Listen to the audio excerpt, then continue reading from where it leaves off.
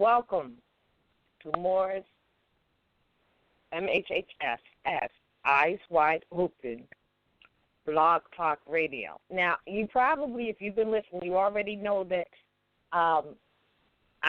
you've heard my voice over the while we were waiting, because our host with the most hostess with the mostest, Sister Anna Eda Ill, will not be with us tonight. And so I am at the controls, and it's been a while. She usually, does all of that. But we're going to manage through it because I've done it with these sisters standing on law. So I apologize if you heard me calling out, because I wanted to be sure about Cujo's number. So let's see if we have our other co-host on the line, starting with, I know I've opened the mic for Ms. Raheem Olive Ill. Are you there? Peace and love. I'm here. Can you hear me? Oh, I can hear you well. Can you hear me? Yes, absolutely. Oh, all right. So I'm doing good. Now, Cujo Adwa Ill, are you there? Islam, I'm here. Can you hear me? All right, because I wasn't sure of your number, so I was like, Miz, I'm calling Miz to say which one is Cujo's, because I know it's the 416. So we are all here today. All right, how are you feeling today, Cujo? Everything's peaceful. Everything's good. No complaints. No complaints? No complaints. All right. Everything's good. All right. Thank you. What about you, Miz? You feeling good today? It's been an interesting day, chilling.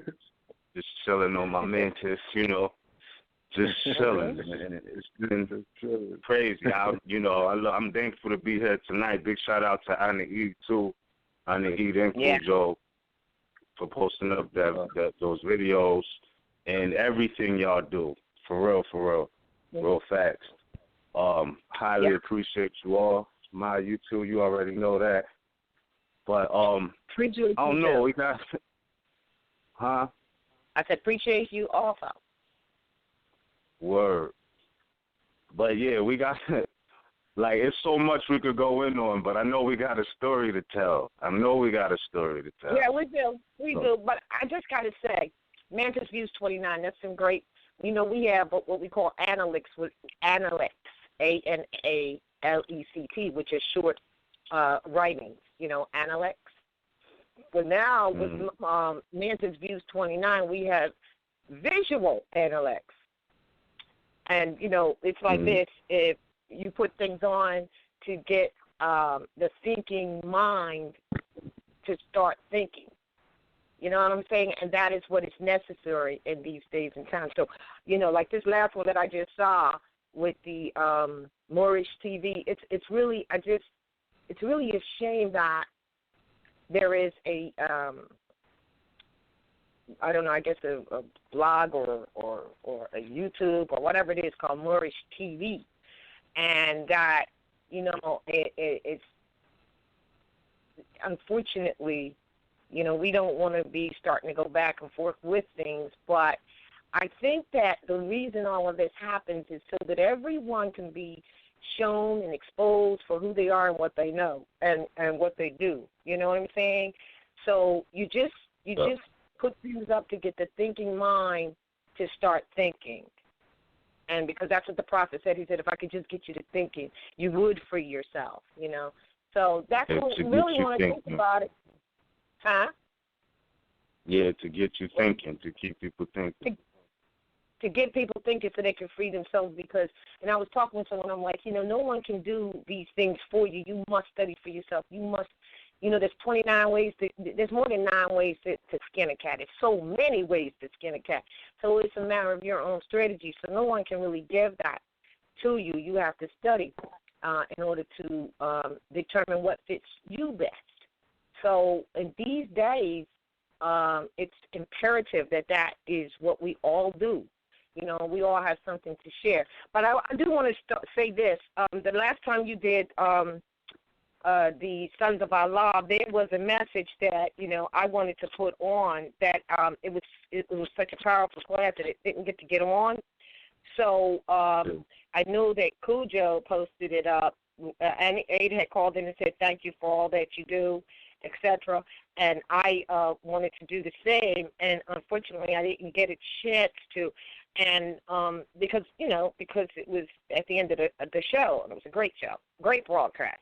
I can't really find it word for word, but basically I sent it to Cujo, and I think he posted it, and it just was that we thank and appreciate everyone who appreciates what we do, and that we are pleased to be graced by Allah to do what we do, as Cujo is pleased to be graced to be able to make Moorish message music. Everybody has a table that is already prepared for them, and everyone ought to be about the business of finding their table if they haven't, found it yet.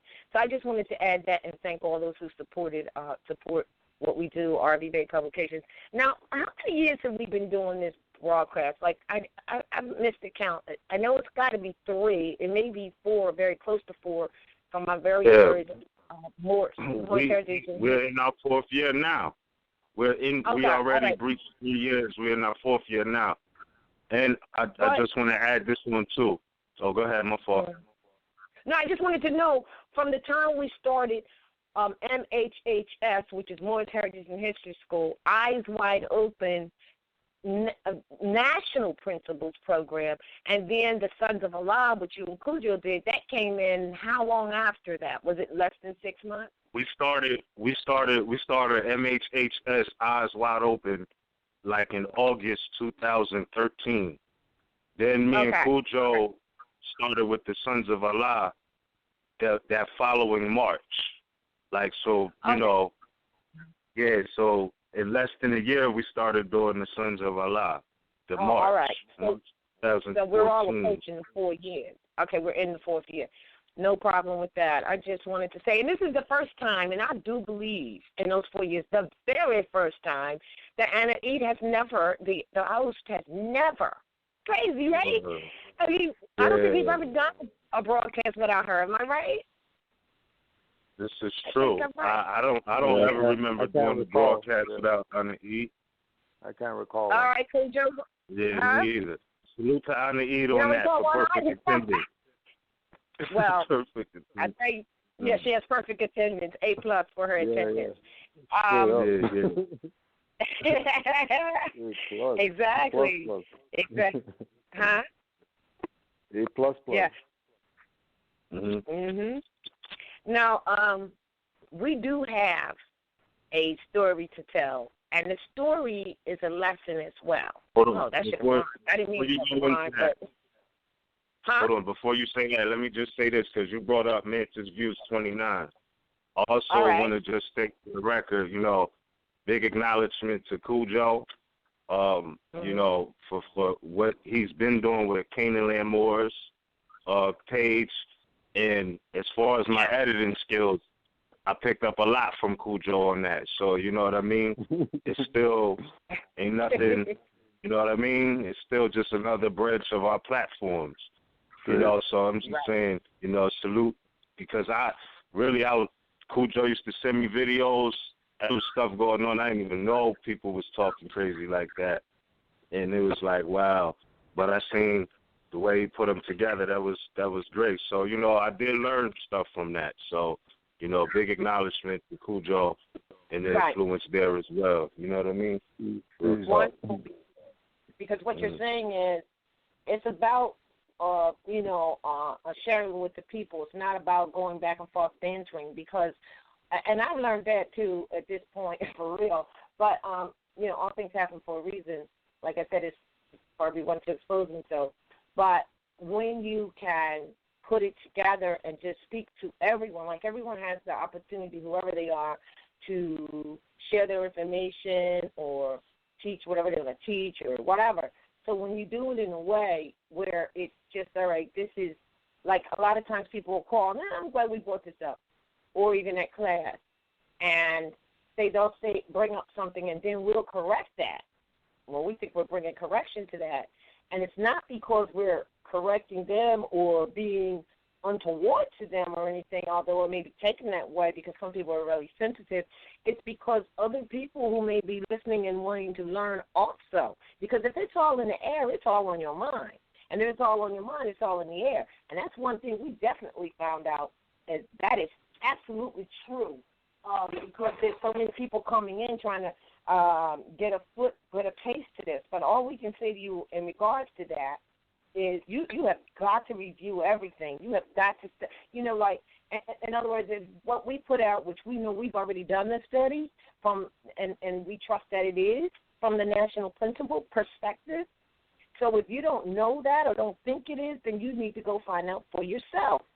But what happens is many people go find out for themselves, and they go here, they go there, they go everywhere. The other thing that I found is that the time to look for groups, clubs, associations, I'm going to use the word hide behind, and I'm going to use it securely because that's what's happening. Like the responsibility is high on the menu right now for your obligation, and your responsibility individually, So it's like this: if you're catching up to catch the boat that has left the dock, or if you're going to catch the train that's coming, well, you and only you are going to do that. Not no one else. No, I don't care what and who you've had around you or whatever you've done or whatever.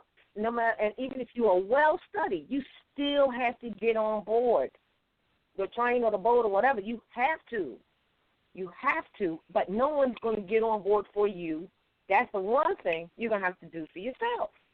So there's a lot of, to me, the new souls coming in. But now, the new people coming in who don't know, that's what this is for, the young and yet unborn. And I already know that the ancestors return. All they're really looking for is that which feels good to the soul in terms of answering, not only feels good, but that can dictate. Like, in other words, Prophet Nomadral said, follow the dictates of your soul, not the dictates of someone else's. So when you hear things and it feels good to your, or it feels right to your ears and good to your heart, then that's what you should go with, because that might lead you to the table that's prepared for you. Now, collectively, and meaning undivided-wise, we all have to accept the one thing, and that's the national principles. Why? Because principles do not change, and the truth does not pass away. It doesn't change, and it doesn't pass away, and the truth needs no apology. Now, tonight we're going to get into, again, a story to tell that is a lesson as well. Now, the interesting thing is that it's only a lesson. Depending on, where you are, you get your degrees based on where you are. But if you don't have any background information, I'm going to show you how these people will give you history, and it does not include you. In fact, it intentionally excludes you, and so the truth is strangely mixed with falsehood. If you do not study even a little bit, you will not catch it. We were in the area at Virginia. Matter of fact, we were at a plantation. We went to a plantation. Now, y'all remember about a month or so, I think it was in the summer, we went to Ellis Island, all right? And that was mind-opening. But this past week, we went to a real, if you want to call real, plantation. Now, the Shirley Plantation. What was it's called Shirley yeah. Plantation in so-called Virginia. And I'm not making a suggestion that anybody go at your own risk, okay? Because it is a plantation, and Europeans still live there whose forefathers and foremothers were operating on that plantation. So again, visit at your own risk, okay? Now, that's funny. Let me tell you why he's saying that. But I want to add something before you go in with some of the stuff that I know you want to share. It was so funny, everyone, because we had to go down this road, and then we had to make a right down this onto the premises, if you will, and it was a long road. And then once we Very got to the end of that road, huh? Very long road. Dirt road at that, though. Dirt road. And it's in the cut off the highway. Like, you would drive past the entrance 1,000 times and never knew it was back there. Exactly. Yep. So the first turn off, as we were going down, we realized that what we were seeing in the fields, that we were actually at a cotton field. Now, although the herbage was kind of, dead, there were still bits of cotton. Bits of cotton that you could see close to the ground. It's funny because, listen, I don't care what man said. I said to Miss, he got up to take a picture. Now, we still have it close to the house yet. We're just coming down that one long road, and then we're going to make a right to where the manor is, where you had to pay to go into that house. Of course, we did not do that. But had a vine, they make wine and all of that off of our estate. Go ahead, though. They're currently making wine. However, to go there, before we got there, when I say there, we were on the plantation. That means that we realized that someone's trying to escape from here at the time of slavery. They had looked like a security or mufti house, not mufti, but a patrol house up closer to this road, so they wasn't going anywhere. I don't know how many of you have ever really gone to a plantation, but I will guarantee you this. Well, before I say that, I just want to say, I asked Miss when he got out to take pictures, I said, there's a little cotton real close to the ground. The crop's already done. This is just leftover stuff, and, cotton's still growing or whatever, or dying or whatever. I said, give me a piece of that cotton. I can't believe that's real cotton. I want to see it because I'm still in the conveyance. I didn't get out. Well, believe me, he didn't really want to get out either, so I said to him, I said, just get a piece. He says, heck no, I don't want them to mistake and think that I'm picking cotton for, right? And but he eased his way down, kind of slick, and picked up a piece of cotton, and we got it as a souvenir because it wasn't that we ought not have. It's just that, you kind of really, just never been on a plantation. Yeah, laugh at it. Yeah, it like so we funny. On a plantation, what I look like picking cotton, they'd be like, okay, yeah, you ready? Okay, we got yeah, like you look like you fit the job description. You want to pick this cotton? I'm like, hell no, you ain't gonna mistake me. I don't even want to look like I'm picking no cotton, like none of that. Because Ms. was like, okay, let's make sure we get out of here before it gets dark because it still is a plantation. So I want to say this. And we was there. Go ahead. We was there with family, and they was like, well, I mean, like, 'cause they got a vineyard, and they also have a restaurant on this plantation. It's a big old house. That's what it looked like, a real big old house on this plantation, but it's a restaurant. So they like, y'all want to eat in there? I'm like, hell no.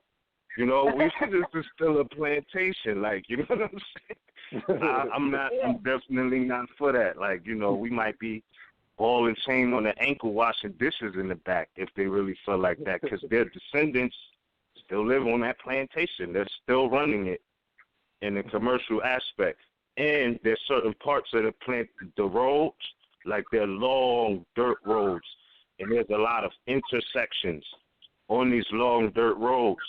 But what I'm saying is they also have parts of the plantation that you can't even go on as a, quote, visitor. Like it's for what they say, authorized vehicles only, meaning that there's still parts of the said plantation where people are living there. Yeah, they live in there. Also, right. Yeah. So on those parts of the plantation, you need to show a delegation of authority in order to be there. Yeah, there you go. Hey, exactly. That delegation of authority is very important to all of us and everything we do, It's funny you should bring that up. But let me say this. So we're coming up, and there's certain houses, like the ice house and the storehouse and the whatever, that they have on there that you can just go through. Well, as we said, there's this long road to get to that part where you make a right, where the manor is, the big house is.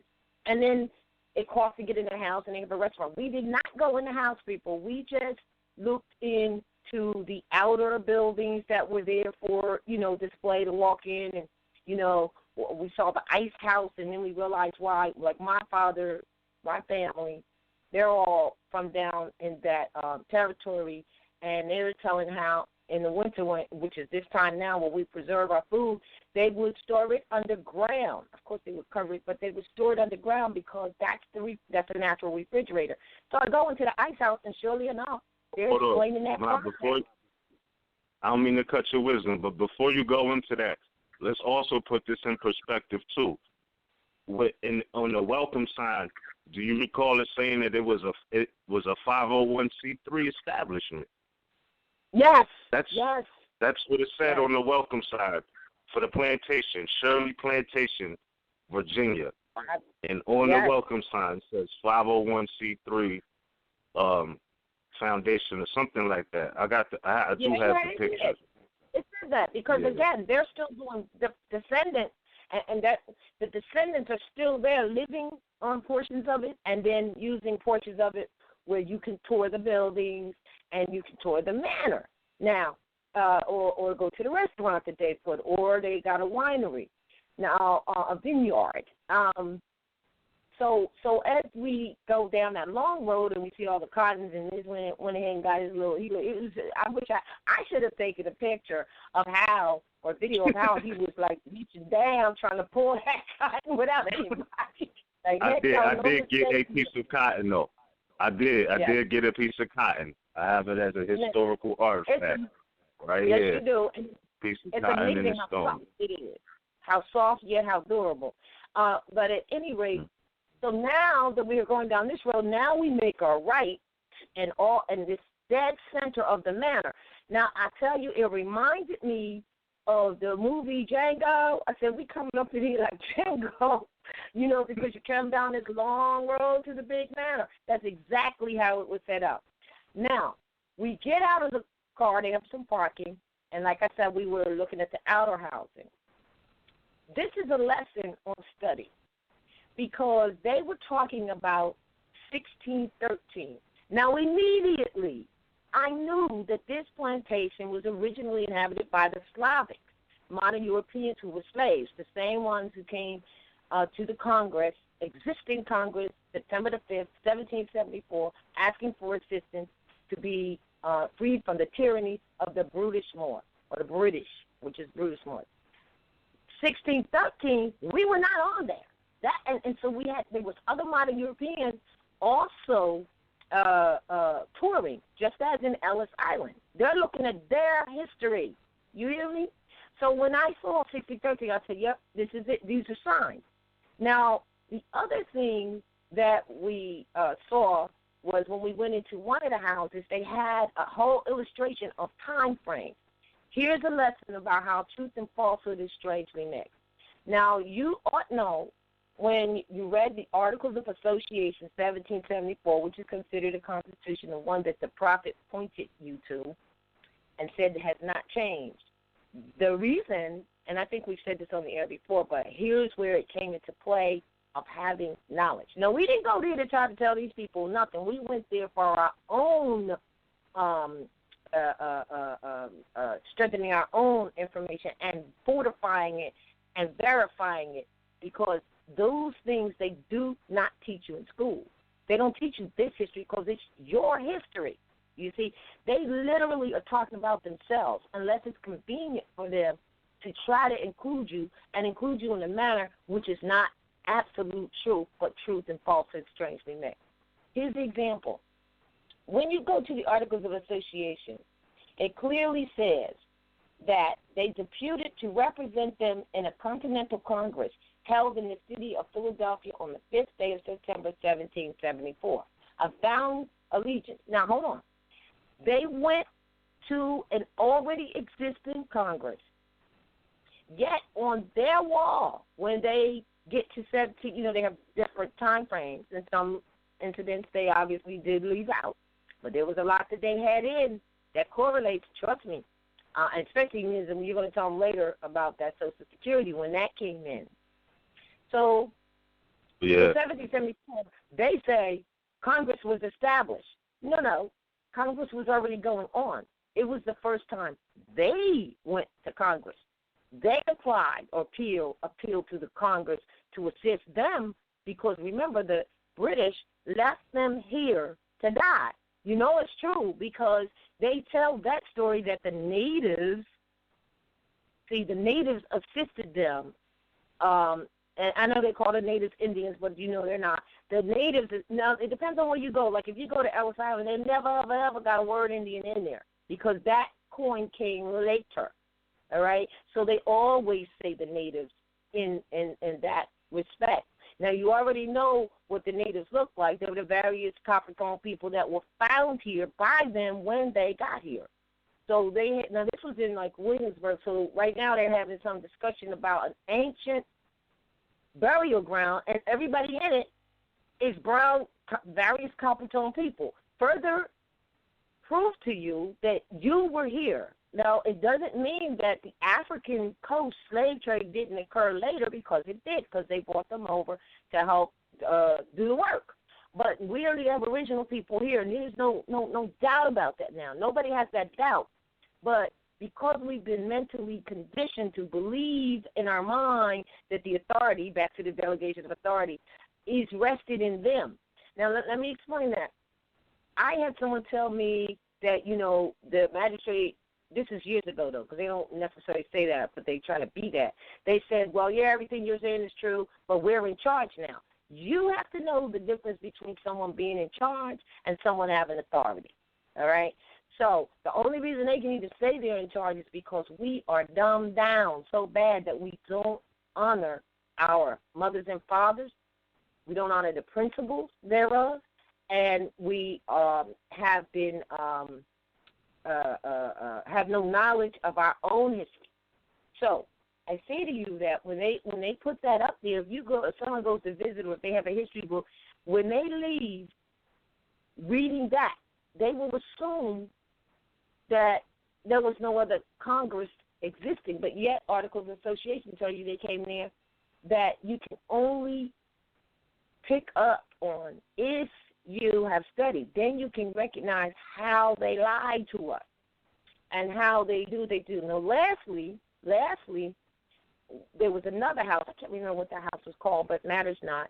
And we go in there because the existing family on there are the descendants still of the original people who were immigrants. Now, me, Anna Eve, and Liz, I think we went through, well, what is the difference between an immigrant, spelled with an E-M-I-G-R-A-N-T, and an immigrant? And the reason that, that came up, this is the second time it came up for us, because on the wall there, well, let me just tell you what the difference is first, so that when I say it, you'll get it. An immigrant is one who has quit wherever they were as a citizen or whatever. They were a subject citizen, whatever. Even a national, if they were to do that. Not us, but that. Well, they're not really. Well, whatever. They quit their allegiance, and they are at them as being in between because they quit their allegiance. Now they're searching to go somewhere else. That's what colonists do now. Once they get to the somewhere else, they become immigrants. I don't care how you cut the pie, they're immigrants. So at Ellis Island we saw that, and they said they were immigrants. And then we go here, and in this house that I'm speaking of that tells the family tree of the people who currently have it, it started with the name, I forgot the name, Charles something.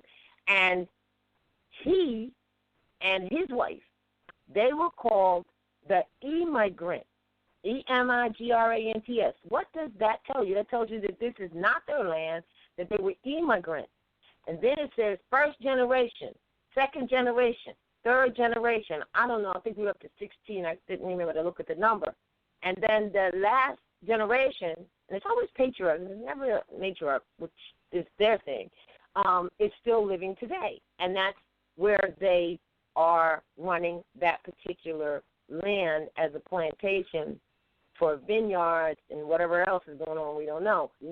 As I was looking through another place, it said that when they got this or whatever, that they weren't sure what was on it before type thing. It's very ambiguous. And then they said, but as they were remodeling or excavating or whatever, they discovered proof of others being there before them. Now, they're talking about themselves, though, but they never said what that proof was or who that was. And if it was us, which would be because it's our land, they're not going to put that on that wall in that house under their family tree. They're not going to do it. So these are the things that you have to look at. The base of this family were immigrants. They quit their nationality, country, place, citizenship, whatever, and sort of like floating. And then I don't know whether they came to Morocco or whether they went somewhere else. It does not matter where they went. In that respect, once they quit theirs, they're going to enter as an immigrant. The interesting thing is they're the immigrants for real, and they're talking about other people and we're going to put up a wall and all that craziness. Lastly, and I'm going to touch on this and then turn it to you because this is interesting, Ms. We're leaving and there's this house that's, like a building that's round with a little steeple on it. Now, usually, the Dovecote. Dovecote, Dovecote. Now, they're using it in wood, but they said that they made this one of stone. Yeah. So we look in there, and it's got altogether 186 little, what you might call pigeonholes, but they were really places for the doves. Now, you got to understand a white dove is a representation of peace and love, harmony, right? That's what they were doing with the doves. They had them enslaved, too. And they had no problem with, writing it out. They were eating their eggs and the doves for protein. That's what they were doing. The doves was born into captivity. They were born into captivity. Yes. Indeed. Everything was being enslaved on that plantation. Yes. How you going to enslave doves? Man, that's crazy. The original plantations was for them who were enslaved. Who were in there. We talked about it before. They couldn't go from one plantation to the other without, a fee attached to them and all that. And they just wanted their freedom from all that. But it's interesting how they don't talk about that anymore because they're very proud of their accomplishment and extremely proud of how they managed to dupe the Aboriginals into not knowing by going and integrating into the public corporate institutions for schooling. And that also brings me to this, and then I'm going to yield the floor. But and I don't know why you're bringing this up, but it's kind of related and kind of not related because we are the Aboriginal people of this land. There is no question about it, none whatsoever. No one should have a question about that now. And all of our family appellations are family appellations of the Moorish nation. This is the Moorish government. What am I saying? This is the Moorish government. So all of the USA, anything that's going on is under the Moorish government that was not defeated but weakened. So when you come up with, this is a part of the division that is shown when other people are looking at what we do, they see our division. What do they see? They see that we want to take on and say we're the this nation, the Washita Nation, the Yamasee Nation, and the Lenape Nation, and divide our family still. Why are we doing that? Because all of those are appellations of the family of Moors under one nation. So the day shall come, I trust, where we will recognize that. And then we'll start being, because see, the days of, gathering together and making these little divisions are over. If we wanted to learn the law of the land, we start with the Constitution, because that's what it is. So it doesn't really matter who teaches it, as long as we get it and realize that we're all family. Washington is Washington is the bastardization of Washita. What does that mean? It's a family appellation. It's not a nation. It's a family of the Moorish nation. And when we start dividing, that's where the rest of the world is looking at us like, Dad, what's up with them? Don't they know who, that they're all family? So I use the floor because it was it was not something we had planned, and that's what makes it great, because we didn't actually plan to go to this plantation. It's something that happened for a reason. Islam, and that's true. That is definitely true. We didn't plan that in any fashion. We was just, rolling with the family, and they mentioned that because it's it's a lot of stories, in so-called in the South and so-called Virginia. You talk to some people there, you could get you could get informed, and you might be able to inform them, but they'll tell you the stories about, the disdain off of skin complexion. Not that we don't know that, but that was down there, prima facie. So to just be on that plantation, it was just crazy. One of the things I found interesting as well about being on the plantation was like why in that building did they relate the Social Security number? Like, mind you, this is a part of the history on the wall at a plantation, though. The document and when the Social Security number came into effect in 1935 under Roosevelt, right? Not that we didn't know that, but like to be on the plantation and then bring that up, spoke a different tune to me, because I'm like, I know they still, deal with bondage, and, I know that freedom, liberation starts in the mind, and I'm not the one trying to say, get free off your birth certificate, redemption, or anything like that. I'm just saying it is a fact that there is some way are interrelated. And also they mentioned the brethren, I don't know if I'm pronouncing this appellation right, but of the so-called Powhatan. Open Econos. But yeah. I got it in the book, A Pictorial History of America. Like his appellation, him being a copper complexion Moor, his appellation actually means he whose soul is white. All right. So again, and these were Asiatics or Moors who, rebelled on the Europeans on the plantation and set it off on them. You know what I mean? Taking 347 of them out in the battle. So these were Moors who were like, you ain't just going to, enslave us like that. Oh, and another thing I found interesting, riding with my cousin, she was giving me some of the history.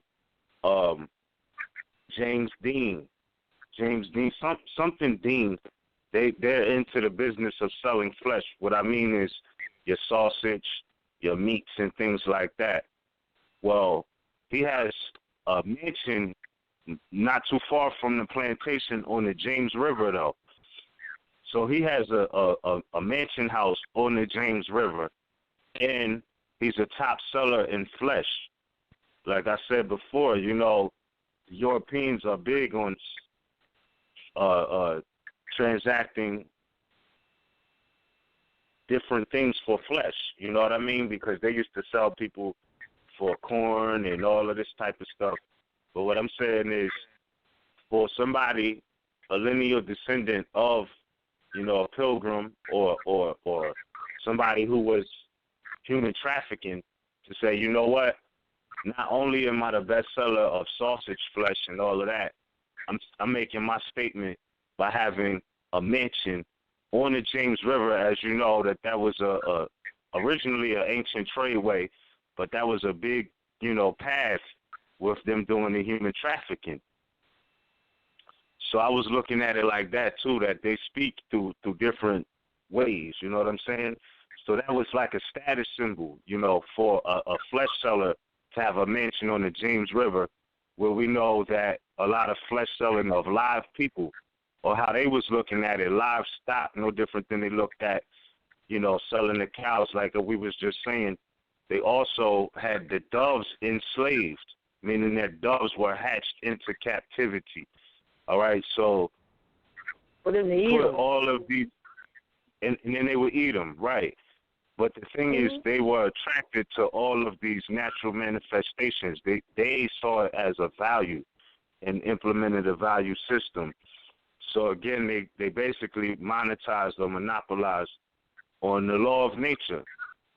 Mind you, I have never seen a real cotton field in my life until we went there this weekend. I never seen a real cotton field in my life. And all of these things, it meant something to me, you know what I mean?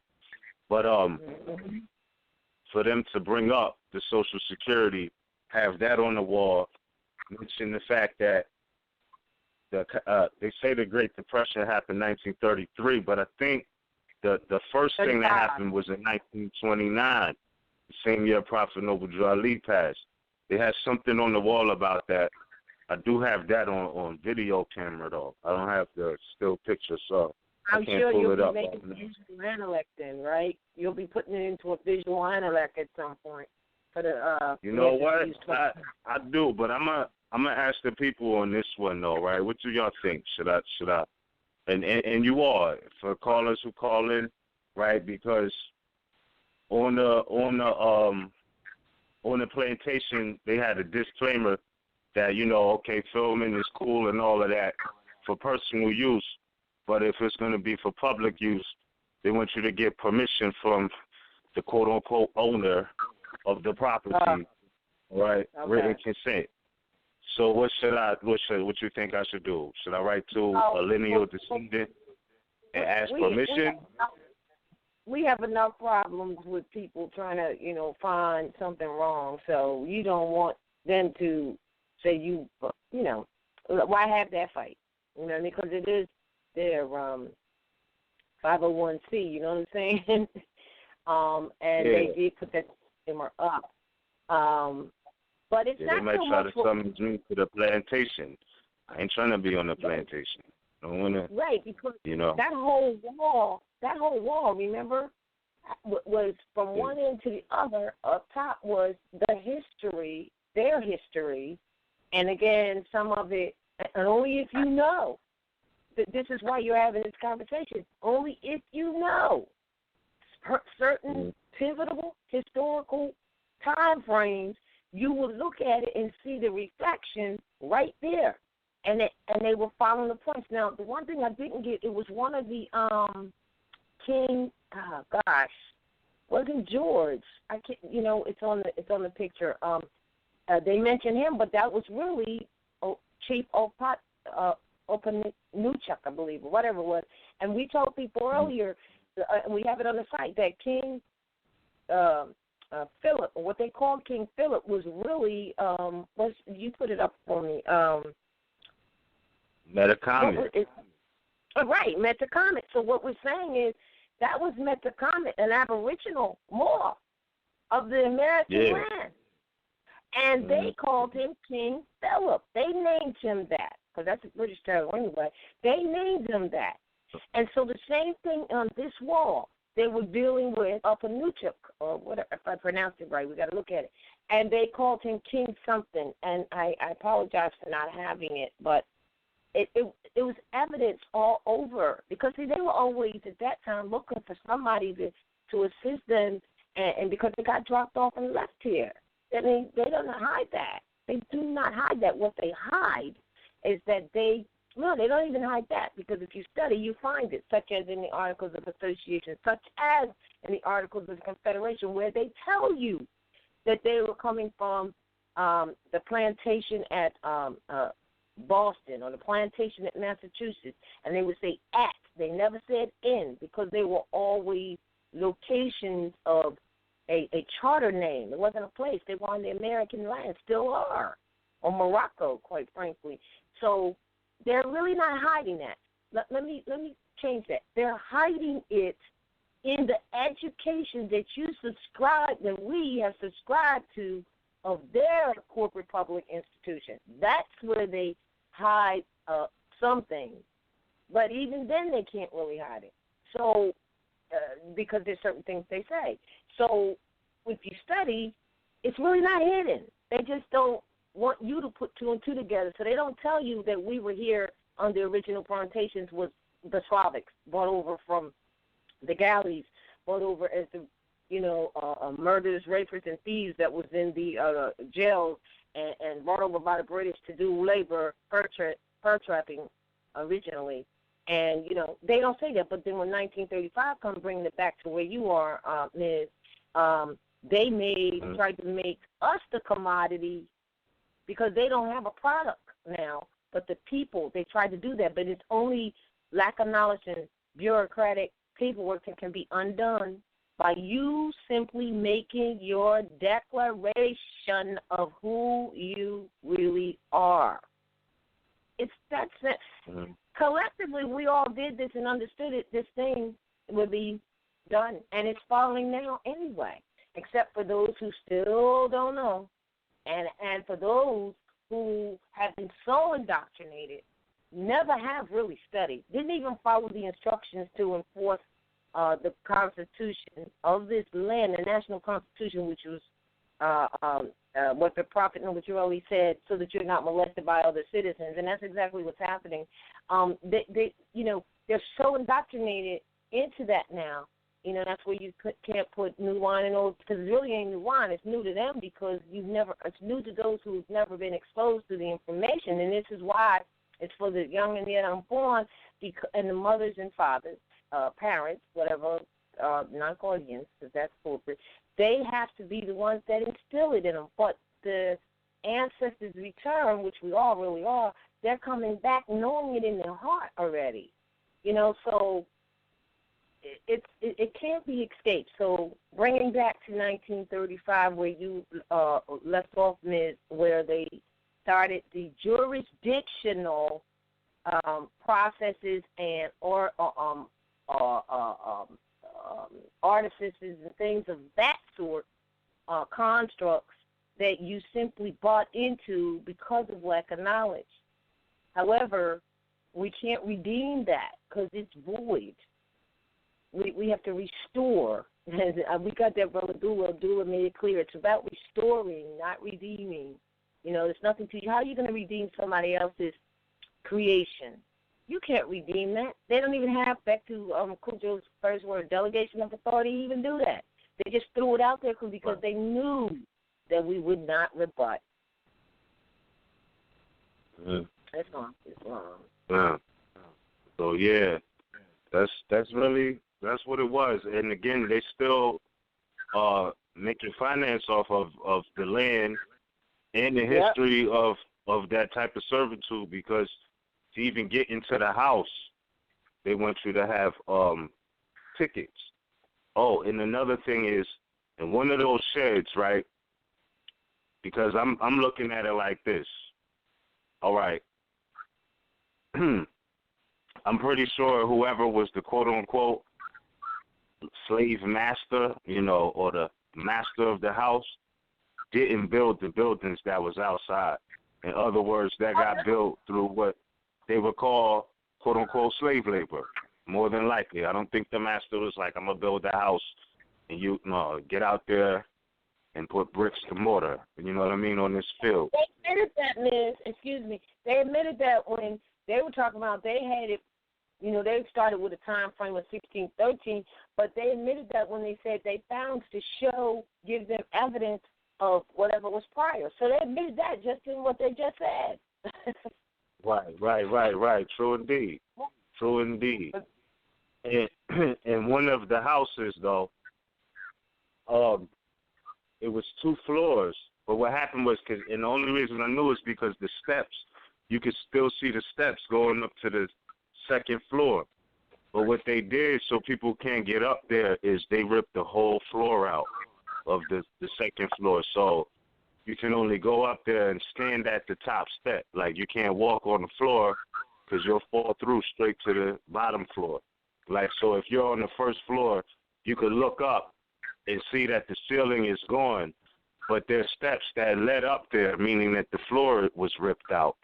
And that, I found that pretty interesting because it was like, well, I wonder, you know what I mean, what was on that floor?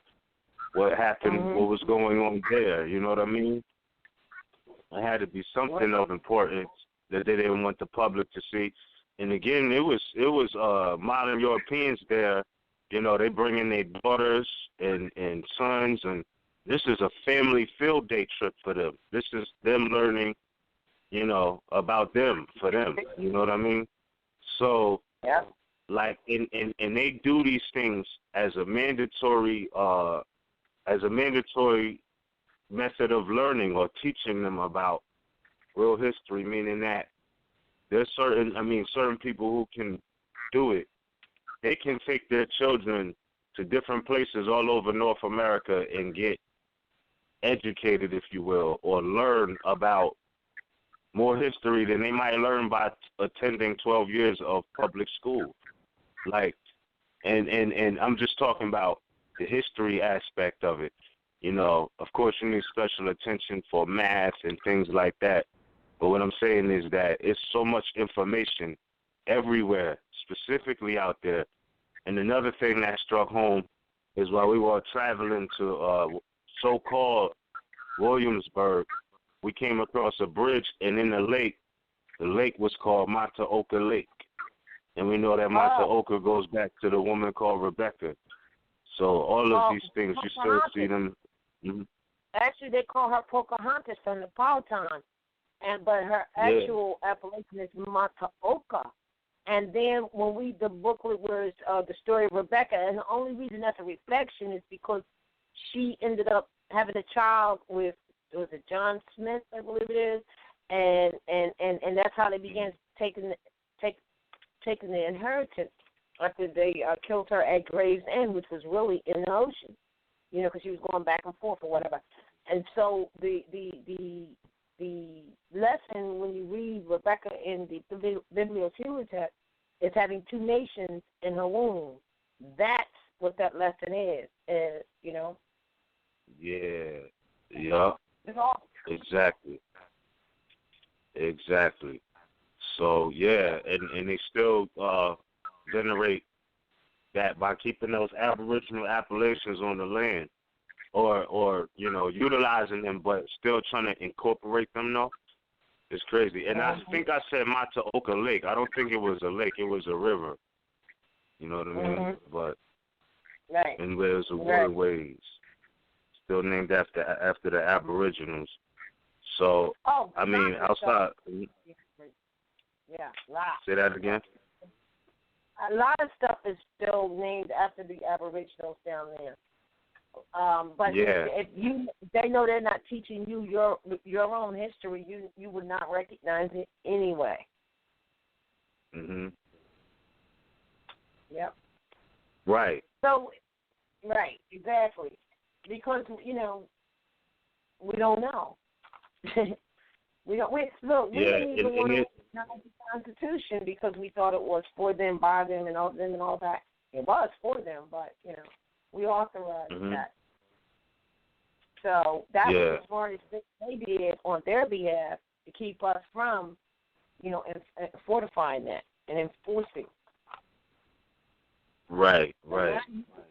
Yeah.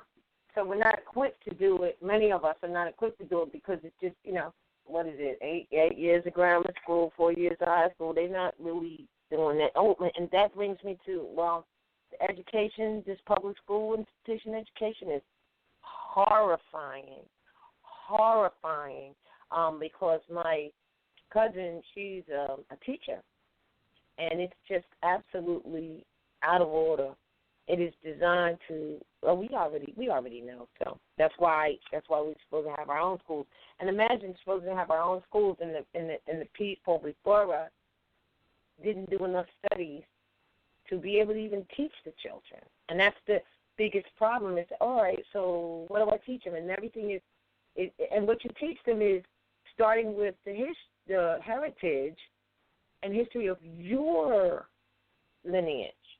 Right here on your ancestral estate, because they're not going to teach you that. They're applying their lineage, their development, their actions, and that's why these places we go to, as you just said, man, you're going to find them on there because they're talking about and making sure their children understand where they came from, and that's why we have said before, later on, the people who came through Ellis Islands by the droves, they came because they're the descendants of those same modern Europeans who were Slavics, who were the original slaves here. So they all came, and they all tell the same story. My grandfather or my great-grandfather came through Ellis Island with just a shirt on his back or whatever like that. They will tell you this to come to this land where they could be free because we made sure that they were able to have that freedom. You know, and that's a succession of what has happened. Question we need to ask is how do we get them to tell other people they're immigrants? Or tell us, or treat us in a manner in which, as if we have no place here either. And this is our ancestral estate. So you change that the same way that they tell that story. We have got to tell us our heritage and history. You have to, so it can all blend in. And if you are looking for history, if you don't know. History and law can't be separated. That's the first thing. So if you're studying law, you have to know history. You have to. And if you're studying your history, you have to study European history because that is a part of our history. And you have to know world history. What's wrong? Mm-hmm. Wow. Wow. Interesting. So, yeah. Any add-ons, Cool Joe? Yeah, any comments? Well, as far as the like, were they calling it plantation because of crops or plantation because of the whole slave stuff? Both. The whole what? Like, as far as the whole slavery aspect of it. It was both. I would say both. Yeah, it was definitely both because they had, like, still to this day, like, they have a winery. But, like, once you go past the winery, you know, like, and this is all on dirt roads. But once you go past the winery, then you get to the fields where the cotton fields on your left and your right. You're riding down a small dirt road, you know what I mean? Like, it looked like, you know, 3-4 horsemen east to west will fill up the street. You know what I mean? If they were riding side by side. Like, that's how thin the dirt road is. And then when you go down more, you know what I mean? This is where you get to, you know, the house, you know, where that was like what they call the slave house. Like, yeah. Right. You know how they say they had house Negroes and field Negroes? Well, it was actually a house on the plantation that people were living in. The you know, the different class of those who was living with the masters, quote unquote. And I don't even like to refer to the pilgrim as the master. I'm just giving you an example of the situation, meaning that, you know, there was a house and there was fields and there was a part that we didn't have access to, because there was for authorized people only. So meaning you had to have the delegation of authority to even get through there. So we didn't have that though. You know what I'm saying, for the plantation. So and we didn't really want to press our luck because again we was not trying to end up, you know, ball and chain on the ankle, trying to send out distress signals to the mental. You know what I'm saying? Because you like, that's no joke. Like, you could, it's crazy, man. It's crazy. It ain't like if you was on that plantation and tried to run away, you got a task at hand. Yeah, you got a long way to go. Like, it's so much land and then parts you can't even publicly access. We don't even know what's back there. They probably still got the guillotines and strange fruit on the tree and the noose hanging from the tree. You know what I mean? And the tree where they did the whippings and stuff like that. You know, but I would say this, that it's a little of both, because it was established as a plantation originally for the Slavics, and then now today they're just using it to make some finance off of touring it, number one, And number two, they definitely have a restaurant, and they also have the vineyards where they have wine. So for the parts that we had access to, we could say that's all they're using it for. Again, we don't know what's going on down that road. We didn't have the delegation of authority to go down. Now, we could have been like, oh, let's just go down there and all, but no. You know what I'm saying? No, we didn't have no firearms, no nothing. And we did see a car, an old truck going down there. So, basically they like, yo, we back here. We still got y'all land. Land y'all you would never know was here. You know what I mean? Like, we on that, producing cotton still. So I don't know, man. It was like, you got to look at it how the European is seeing it. They're they're looking like everything in nature has value, and they're going to monetize every natural thing. That's what they try to do, from types of things, from people to doves to cotton to wine, grapes and wine and all of that. Like, they're harnessing natural energy. So they on the land, and again, mind you, we talked about this a while ago too. Is because it's a place out here, not too far from so-called Trenton, and they have the ocean spray cran grape fields there. Being there,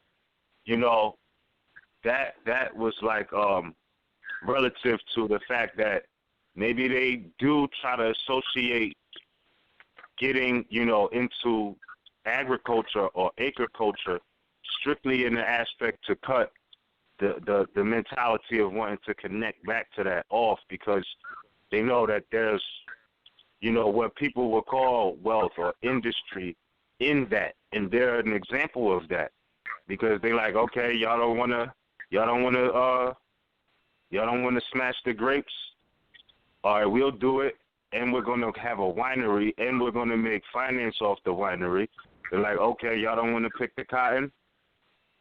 We'll make T-shirts and sell you T-shirts. So, I mean, looking at it from different perspectives, it's hard to say, because what if we were into that industry, but from the perspective of free people? You know what I mean?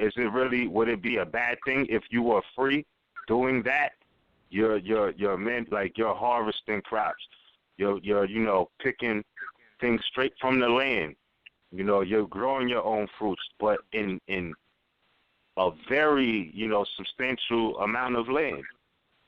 So it depends on how you look at it too. I look at it in the sense like they kind of just traded places, because the whole thing is to be on the land or to harvest the land and to till the land. So they're in that position, and they're having us mentally cut off, like, I don't want nothing to do with that. You know what I mean? Pick cotton, what? And I felt like that because I didn't know who was watching with security cam. I'm like, yo, they might think I'm right for the job. I don't really want to be looking like I'm ready to pick no cotton down here. You know what I'm saying? He really was like that. He was like slipped down, like, I don't know. Then when we got closer to the place, it did say there was surveillance cameras. So, like, nah, we ain't going down that. Yeah. What about the whole quote unquote slave energy of the place? Like how the black guys talk. Like was the energy like how those people talk, like that, stuff went down there? You mean the Southern drawl? Just the whole slave narrative. Well, as far as the atrocities and like you can, like, could you for example, see on the land the tree that they used, or yeah. You know what I mean?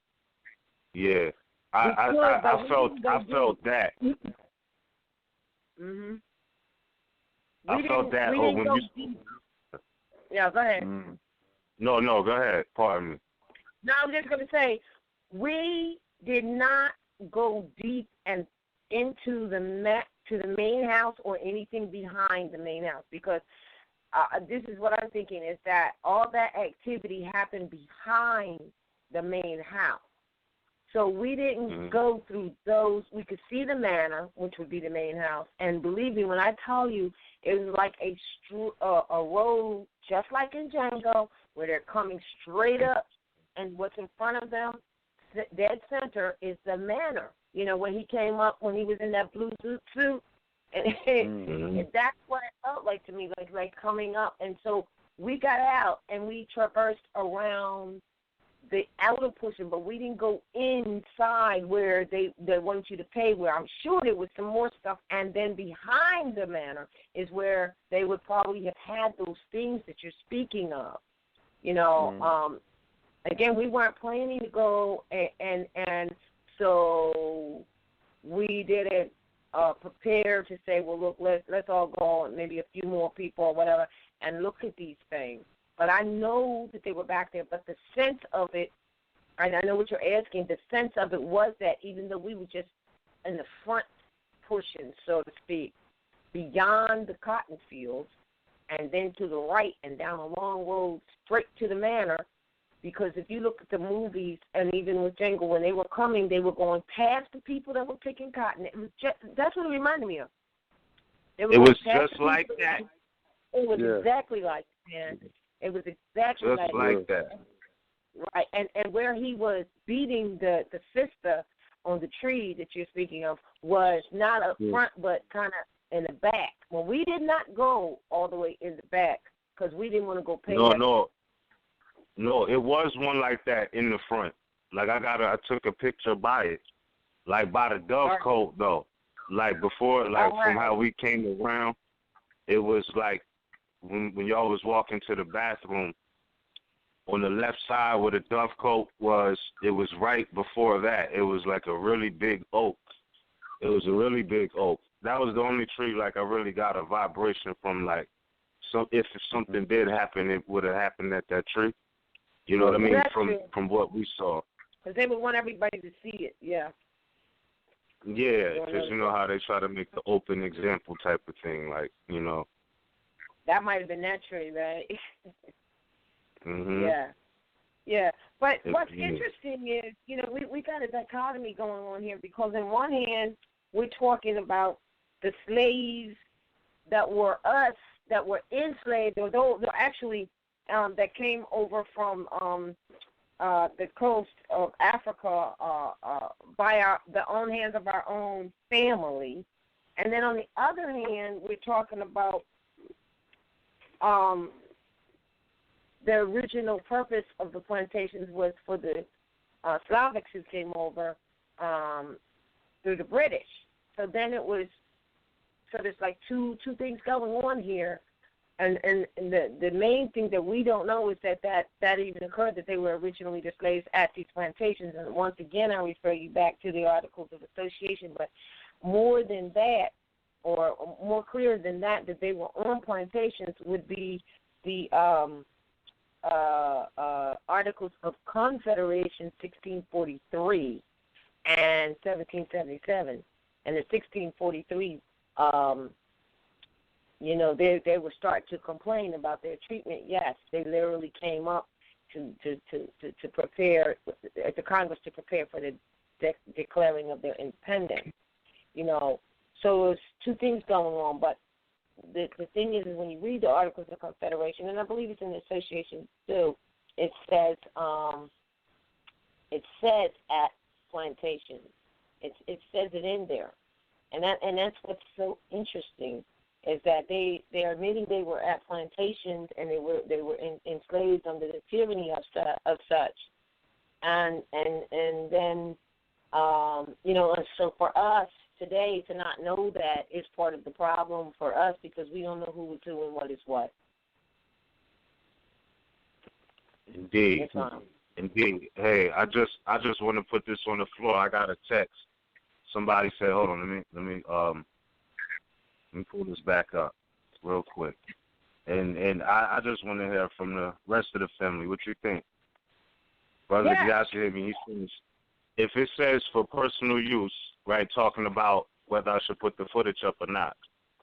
It says, if it says for personal use, then using this for your family is personal use. No one has the authority to contain, control, or stop the passing of historical facts. Given the truth as to what has taken place cannot be impeded, nor can a fee be attached for doing so. That is our history of what took place on our land. That information is intellectual property because it directly involves us. All rights reserved below to you without prejudice or recourse. I kind of feel like that, too. What y'all think? Yeah. Whoever wrote that, they're right. It's not to that because, in fact, going there and them coming there is, in fact, for educational purposes. The only thing we're saying is we would suggest people go to Ellis Island, but we would suggest that you go to these plantations also, but, just go and observe and everything. Because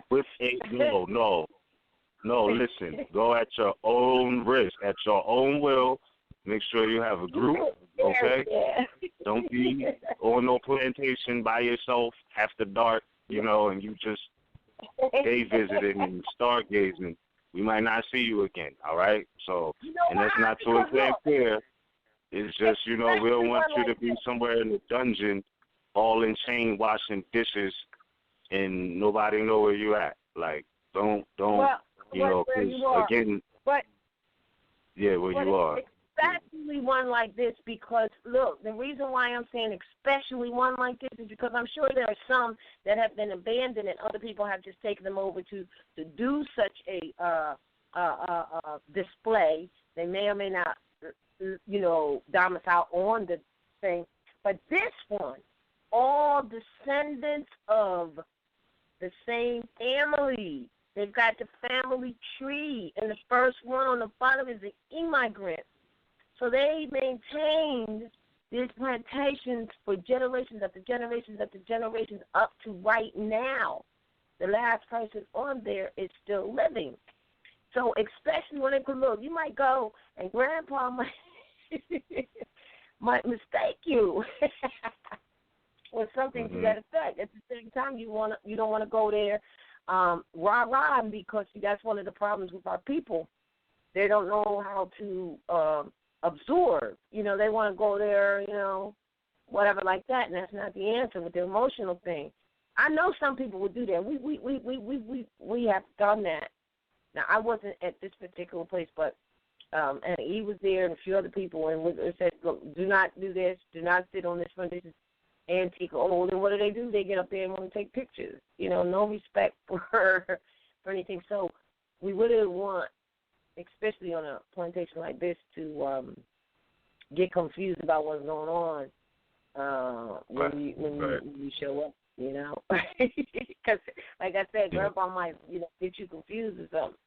They laying in the cut because, remember, you saw Django. You seen movies of how they enslaved, and that's only part of it. I mean, that was some wicked, deep stuff. And so it's passed down generation to generation to generation. You know what I mean? So, I would be real careful about those types of plantations that still have the descendants of these people on them. I really would. Yeah. Because, unbroken succession of passing down this quote-unquote property, which is really unlawful because it's our ancestral estate for real. But, you know what I'm saying? Since they've... Yeah. Since they took up that role, they kept it in their family. Yeah. Now, I just wanted to say we're the true possessors, not in possession, as it says in chapter 47, because we haven't, gotten to that point of understanding what all that means and how that goes down. Right. But if there's nothing else, maybe it's time to, I think so, 10:48, to open up any more so we should open up, No, I was just saying, think about it, too, like this. These are Europeans who are lineal descendants whose forefathers, was under the impression that they had dominion over us and things like that. But these people still exist. That didn't stop. They take badges of honor with that.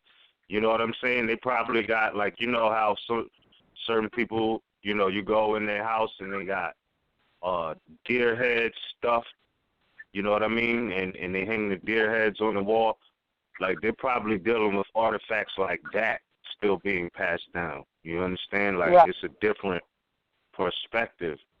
But my thing is, I got to say, man, Cujo, I don't know, man. I think that it's all about perception because the land is what's important. You know what I mean? So we're seeing it like, yo, I don't want to be on the plantation. But then again, you know, it is our land that's producing natural products that the European, the pilgrim, is getting a lot of revenue off of, if you will. You know, generating a lot of finance from our ancestral estate. So I would say that, no, we shouldn't be afraid to you know, take the land back, you know, but it should be done in a wise way. But, yeah, again, I just wouldn't be on that. Miss, in a conflict that can't be told in words, as the prophet said. Yeah, the conflict that can't even be told in words right now. You know what I mean? But that's definitely. All right, Cujo, you got any more comments that you want to make before we open up the lines? If any, you know, saying that I got one hand open. If there's any questions, you can press one on your telephone. No, I don't have any. I'm good. I'm good. Hey, Cujo, do they have any plantations that you're aware of up in Canaanland area? Oh yeah, they got some out here. But it's more orchards than cotton and stuff. Okay, right. In a place called St. Catherine's, they have a few, and then what they do is they bring the people from the islands, and then that'll be the first place they work when they come here. Oh, okay, all right. And then they just end up being on it. They'll be on that. They'll be there for years or whatever. Right. And it's literally like it's literally plantation. You know what I mean? Like I guess just without the whipping and whatever. Right. Literally, you know, people out there with their bucket or their basket or whatever like that, picking when your stuff's full. You go to the thing, so when the thing go back out, pick your whatever. So it's real. It's not, you know what I mean? It's real. The slave ship part might be, you know what I mean, whatever. But as far as what went down here, as far as the subjugation, that's real. Well, the root of plantation is plant, so you know that's what it's about. But I could answer you another question. Really, you said from the islands they would come that way, but didn't some of the people from the islands end up in United Kingdom, or what they call the United Kingdom today? Like a lot of the Moors there, their roots are really from the islands, maybe Jamaica. Yeah. All right. And then that's the whole thing with the land of opportunity or whatever. They came here and then they went there. Okay, got you. You know, yeah. And all right. And one thing I wanted to mention, I don't know if I got this thought off clearly, the fact that these same people are today, like we said, they had lineal descendants still living. Pilgrim lineal descendants still living on those plantations. They dip in and out of those industries in different ways now, meaning that they moved the harvesting of Moorish energy to the jails, not necessarily the field plantation. So, like, you can have a lineal descendant still living on that land, but he's like, yo, I'm about to go to work, and he's a CO at the state prison or whatever. So they're still in it, just the venue has changed. You know what I'm saying? So, yeah. Right. All right. Actually, I don't, if anybody has any questions, and I thought I had a hand up, but I don't see it now. So if anyone has a question, they can press 1 on their telephone dial, and we will listen to and try to answer their question. Let me see. I don't see anything on here. Let's go. Oh, there's one. There's one right there. Hold on. All right. 404910, you're on the air. Hello, peace everyone. My question, it's not really related to the topic. Thank you for sharing. And it is similar, though. It's about enslavement, and as he just mentioned, tying it into, the penal system and how that's transpired over the years into that type of enslavement. So is that what you're asking for, just general questions or about the topic? No, you can go ahead and ask whatever you want to ask at this point. We kind of, shared our experience there. Yeah, but okay. Whatever question you like to ask. Mm-hmm. Okay, so for someone that's in that situation, that has claimed their nationality and, did the paperwork and went through the process, where would they go for support, or what type of support, or any tips or suggestions that you all could offer to bring them out of that type of enslavement? Well, the enslavement is mental, because that type of enslavement, as a distinguishment, was where, you got whipped and beat and chained and all that. That's really not. That's more physical, and that's kind of not what's happening now, all right? So when we are talking about a plantation, it is a remnant of a actual plantation where the Europeans were there first, and then once we were enslaved or whatever like that.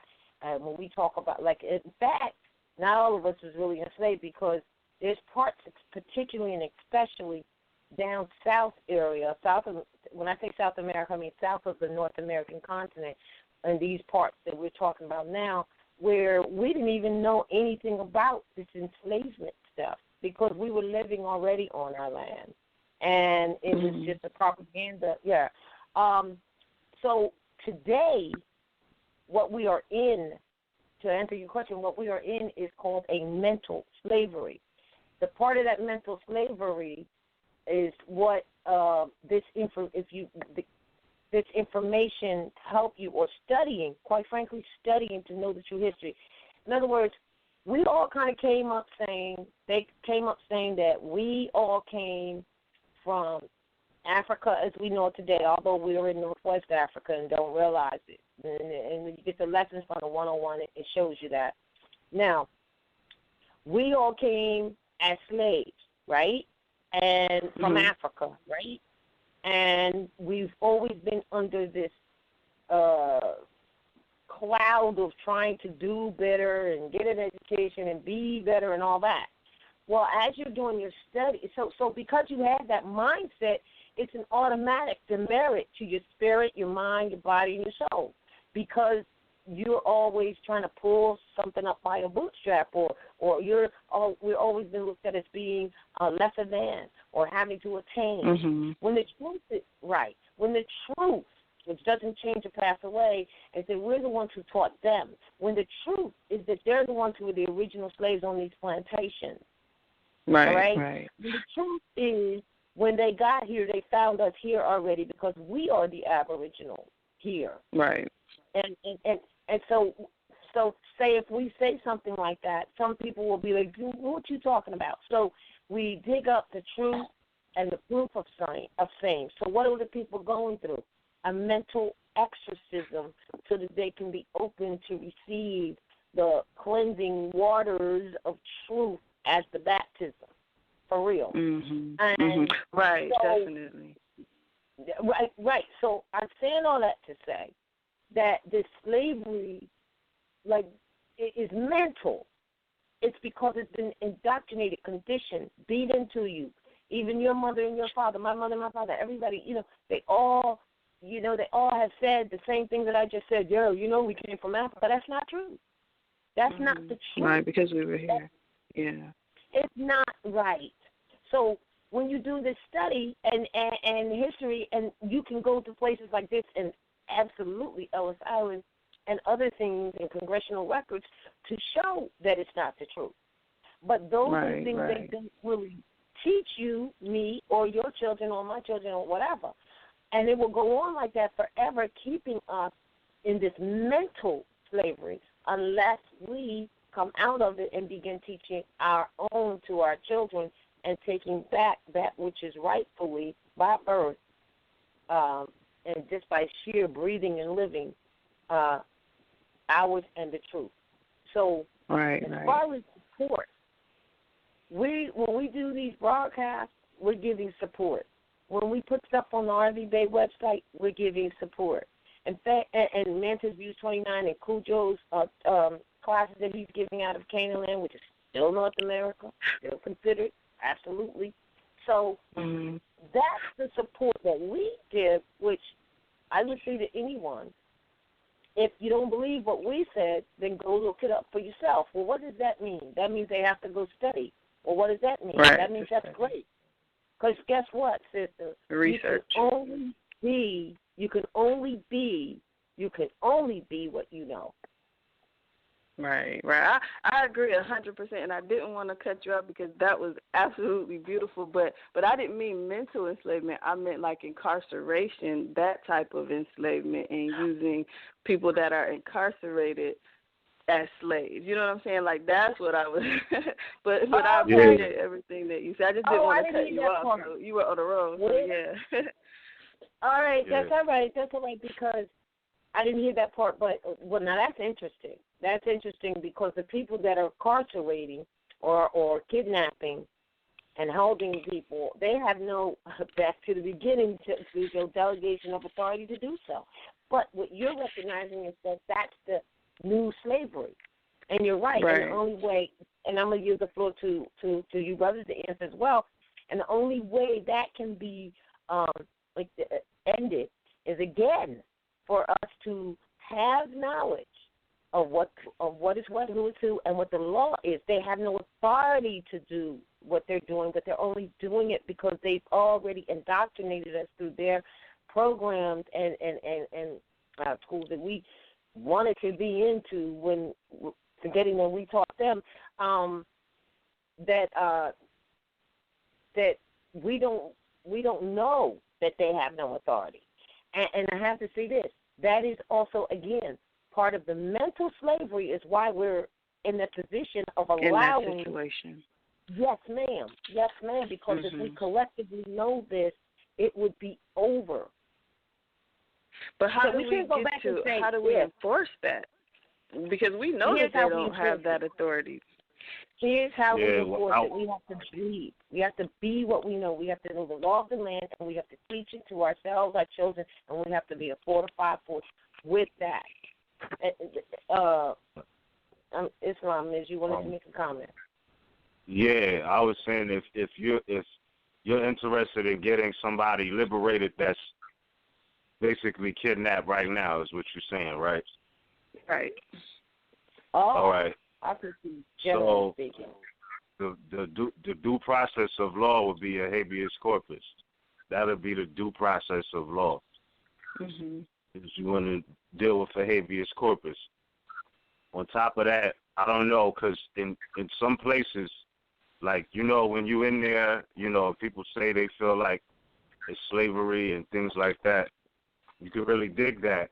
But what I'm saying is they're also trying to, not lawfully, legally hold people to involuntary servitude through the 13th Amendment, but that's not the official 13th Amendment.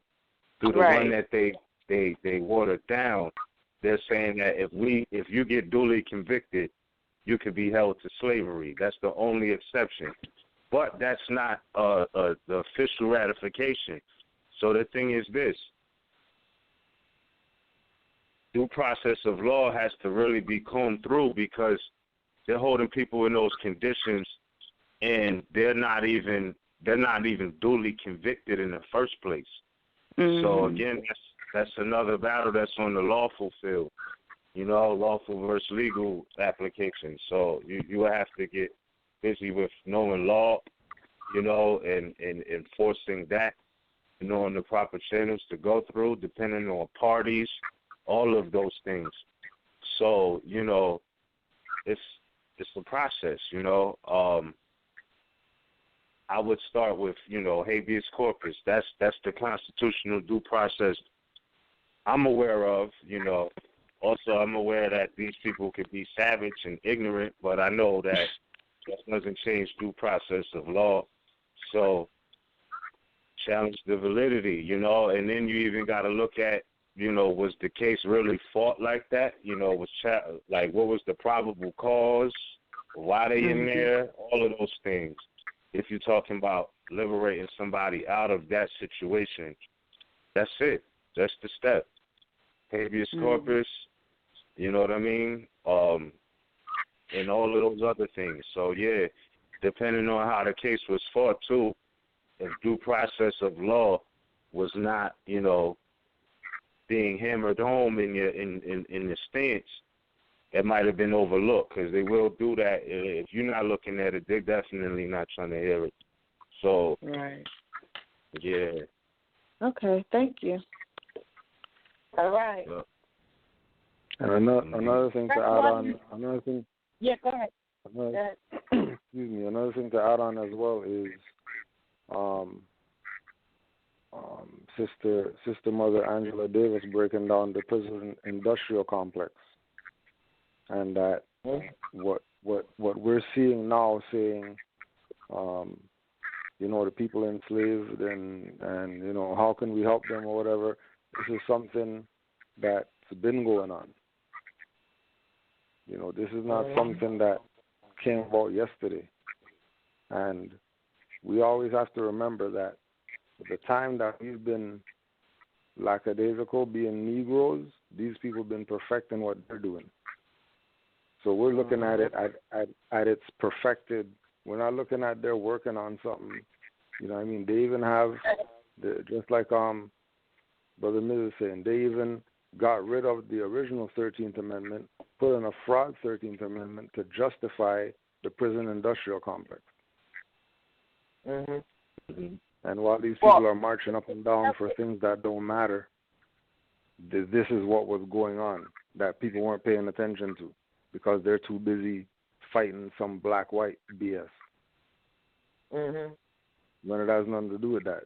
It has to do with these occupiers being in your land, claiming jurisdiction, and then, making you foreigner in your own land, making you prisoner in your own land. And mainly because we don't know the law. And then even if we look at her as an example and what she was teaching with the prison industrial complex, that her teachings of the prison industrial complex kept me out of prison being Black Power kicking KKK's ass and stuff. Because you realize that it's not about being up in there. Because once you get in there, then you're useless because what are you going to do from in there?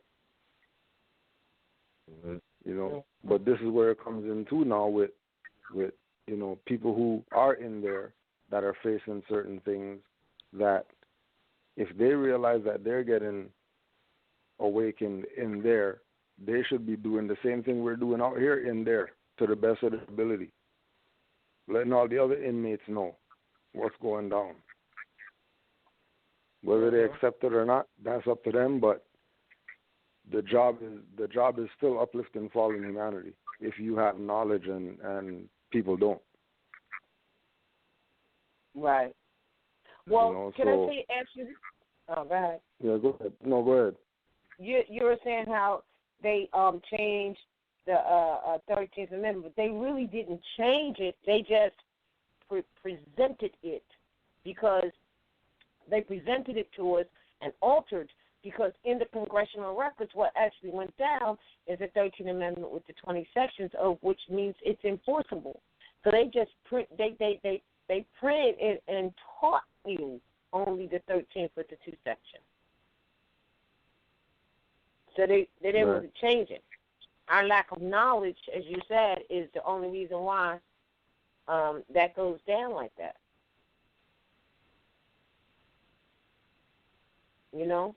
Because if they're not talking about the national American Constitution, they're talking about something else. And we didn't know that. Matter of fact, we didn't even get involved in the Constitution thinking that it had nothing to do with us. Because, even before the Constitution, we were already here. doing our thing. But yeah, but that was the last document to keep peace for everyone, and the persons who are violating it are them, but so are we if we don't know it. Right. And fight against it. Right. And that's really where it's at. Us, our lack of knowing is what makes them have the position to make it appear like they know more than us, which kind of gives them, authority to do certain things because they know and we don't. Yes. You know what I mean? It's like something like somebody's gonna say, you're gonna hear the naysayers in the chat or whatever talking about, oh, habeas corpus suspended. You don't have no habeas corpus. You can't talk like that. You know what I mean? When they can't suspend something constitutional. That's right. Without suspending the Constitution.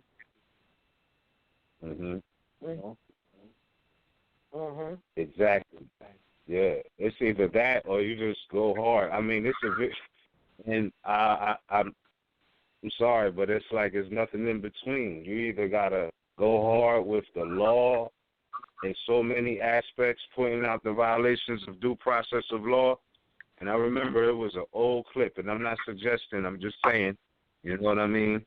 But it was an old clip where they had, I think it was either Colombia or Brazil. They had one of their peoples held captive. Don't you know they came through with a bulldozer, bulldozed the wall down of the jail. The inmates got out, all right, and that was that. So, I mean, it's like you're either going to go all the way hard with law or, what's the other option? That's just what it is. Yeah. Yeah. And if we did, it would be very effective. Yeah. Yeah. Yeah. But you're right, because like when Kucha said that they already are where their stuff is effective. They're there, already. And so when the prophet said in 1929 or before that, he passed and transition then, that if you don't enforce that, you're going to be sorry. And so we're already there. So it makes the job a little harder in a way, but like you saying, Miz, what you going to do? You can't give up on it because it's, it's for your posterity. Everything is for the posterity, And so it's a mental slavery that has to be, that we have to come out of on our own, on our very, very own. And don't give up or think that, it's not worth it or whatever, because it is for our posterity, just as they talk about our children and our grandchildren and our great-grandchildren, and that's what it says in the preamble of the Constitution as well. We're bringing all this into union. It's like for the posterity, which means your children's children's children's children forevermore. They seem to be looking at that, but we're not. So it's not that it's too late certain processes have already taken its place, but it's back to what you're going to do, because it can't last. It won't last forever. It's a victory that is assured. So let's go on with that. We're going to thank you for calling. We do a sister standing on law every second Sunday of the month. If you want to call into that same phone number here, and maybe we could get a little bit more in depth with some things that you may have interest in doing. All right.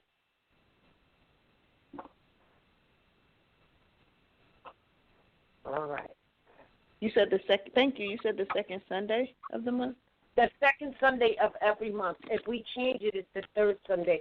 But you know what? I have your phone number here, so I'm going to make sure that you get put on the list to be text when we have that class. Yes. Okay. Thank you. So I just want to make sure you were the where am I? 404-910 number, correct? Yes. That's it. All right. We'll do that. And if you have, you can email us at at MHHSeyesWideOpen@gmail.com. But we'll be sending you the notification of the class through your phone. Okay.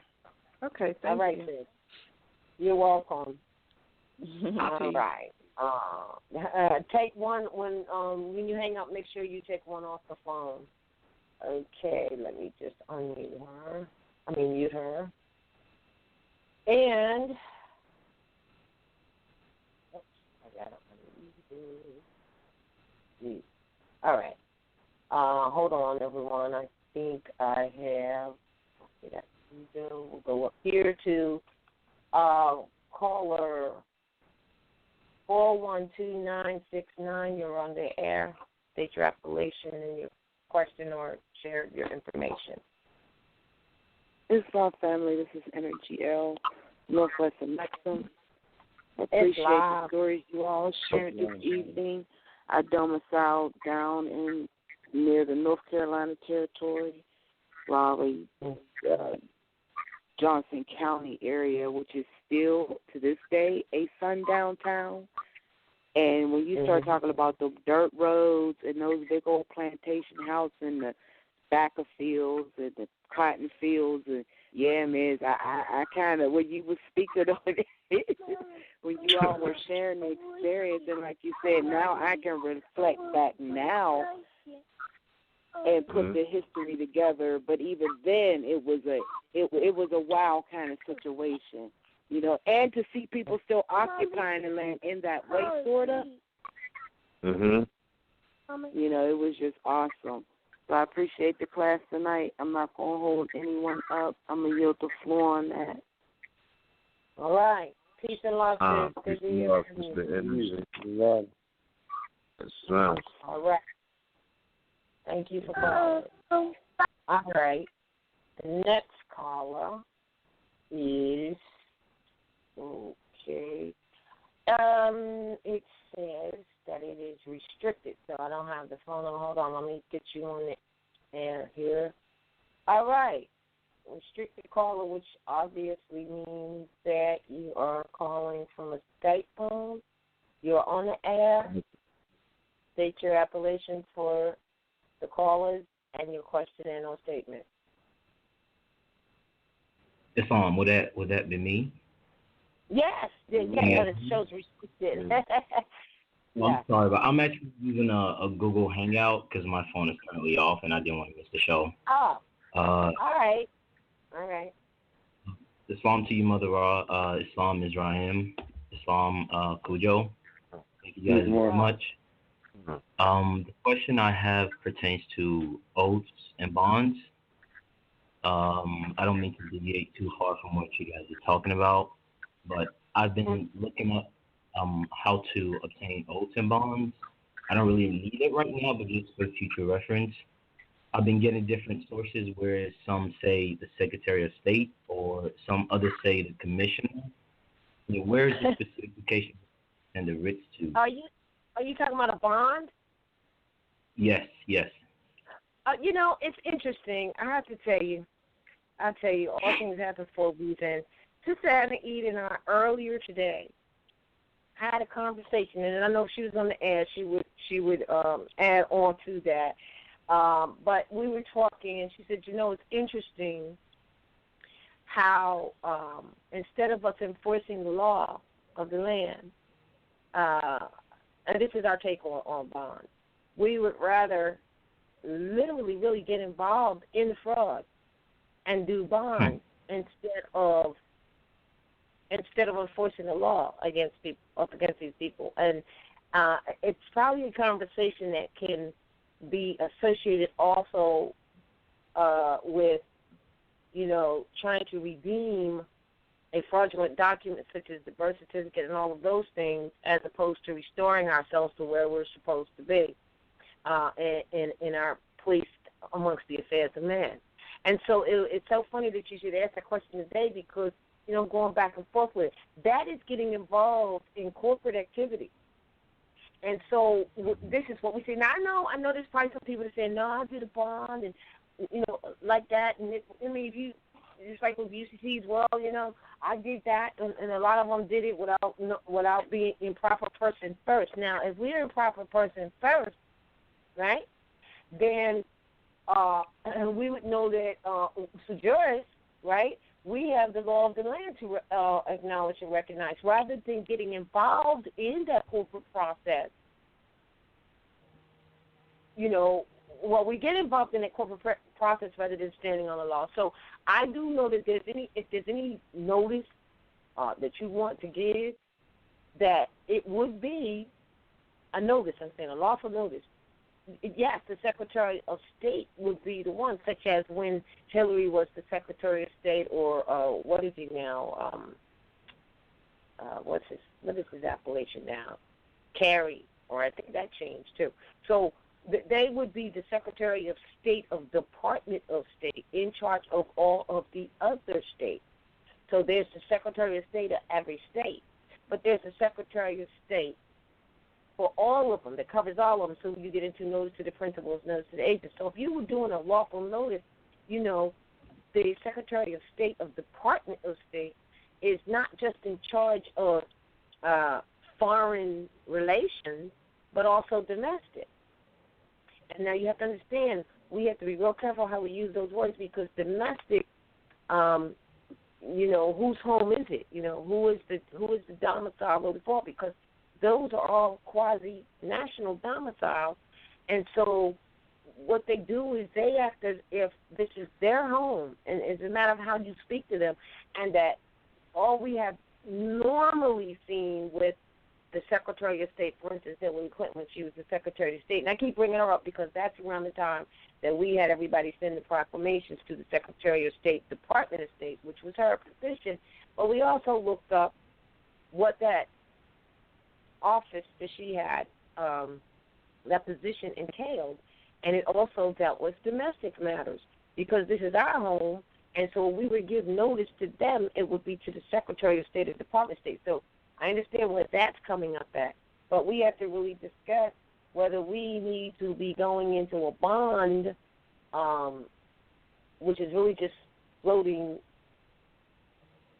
notes, or not even notes, but electronic credits and debits, or should we be standing on the law? I say we should be standing on the law, and as we take our place amongst the affairs of man and understand there is no, back to the beginning of the class, delegation of authority involved there, and that, we don't want to do things that come out of our natural person status. We have got to enforce the birthright and our position.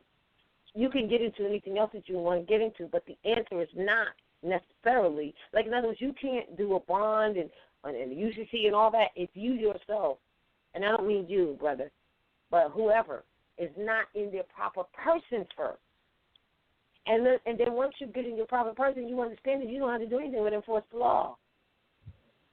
Instead of getting in your own life, instead of getting involved in corporate jurisdictions and jargon and activities.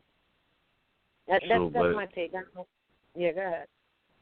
Yeah, but to the question of where can he get the oath and bonds from, I mean, bond, that's a conversation you just touched on, but their oath of office is supposed to be on them or whatever building they're working for. It's that simple. It's that simple. If you're looking for the oath of office, there's many ways to go about it. You could put it in the discovery. You used to be able to get it right from the window, but now they like doing all of this screening process thing where they want you to put in a request form for it and things like that. That's the runaround. But what I'm saying is, if you're trying to, whose oath were you trying to get? Mm-hmm. I'm actually trying to get, in the case that anything do happen, I would assume it would be probably the constable and whoever the administrator judge is. All right, so you should be able to get that right from the building that they're operating in. All of that should be on record there. It usually is. So I don't know if you went about it yet, but go to the court clerk. Well, you got to forgive me because I know they got court clerks and then they got city clerks. And the court clerk is supposed to have that information, but also what they're doing now is sending people to the city clerk to get those types of records. So I know in certain places, like where we're near, you know, we used to walk right in, I need the oath, and they'd give it straight to you. You know what I mean? I need a copy, and it wasn't no discussion, no, we'll respond in 7 days, like you got it on spot. So now basically you go there in the clerk or the worker or the administrator, however you want to say it, is like, fill out this form and, you know, we'll get it back to you in such and such amount of days. Because I know for the quote-unquote state of New Jersey, they have what they call the Oprah Open Public Records Act. And what they do statutory-wise, I'm not suggesting that anybody do or don't. I'm just letting you know the facts, okay? That statutory-wise, they'll say, okay, once you put in the Open Public Records Act request form, after it's in, they have 7 days to respond. If they don't respond after 7 days, every 7 days after that, it's $1,000 that can be awarded to the being who requested. But it's still de facto because they do that through the superior court. So, I mean, it's still all kind of like Roman jurisdiction, just letting you know that that is what's going on in other places. I don't know how some people feel it's something to look at, but I know they have the freedom of information, you know, all of that. So, I mean, yeah, that's what they have here. I'm not trying to say get into statutory procedures. I'm just letting you know. You could put it in the nature of discovery and request those things. You know? Yes. And it's sad that it even came to that, because you used to be able to walk in and walk out with that. But now, you know, they're trying to put up that wall. Right. Yeah, first of all, I apologize. I didn't hear him say he was looking for the oath of office. But there's an oath of office for the so-called, if they were officers of the court, and then there's the oath for the court itself, the court or the so-called court itself, delegation of authority. Delegation of authority is for the court, and then because it's not a court, it may not even be a court, because most of them are not. And then there's the oath of office for the so-called judge, or in many cases magistrate or administratively. Now, Ms., you're right. We have gone in, and they used to be where you could just go right there to the court and say, can you have the oath? Well, once the people started becoming aware and started asking, they started figuring out, how do we not have to do this? Because when you pull it, for instance, we pull one in right over the counter, and it says right in there what they are really an allegiance to. If they are in an administrative court or a municipal court or so-called court, then right away you know that, you know, they don't really have any authority themselves.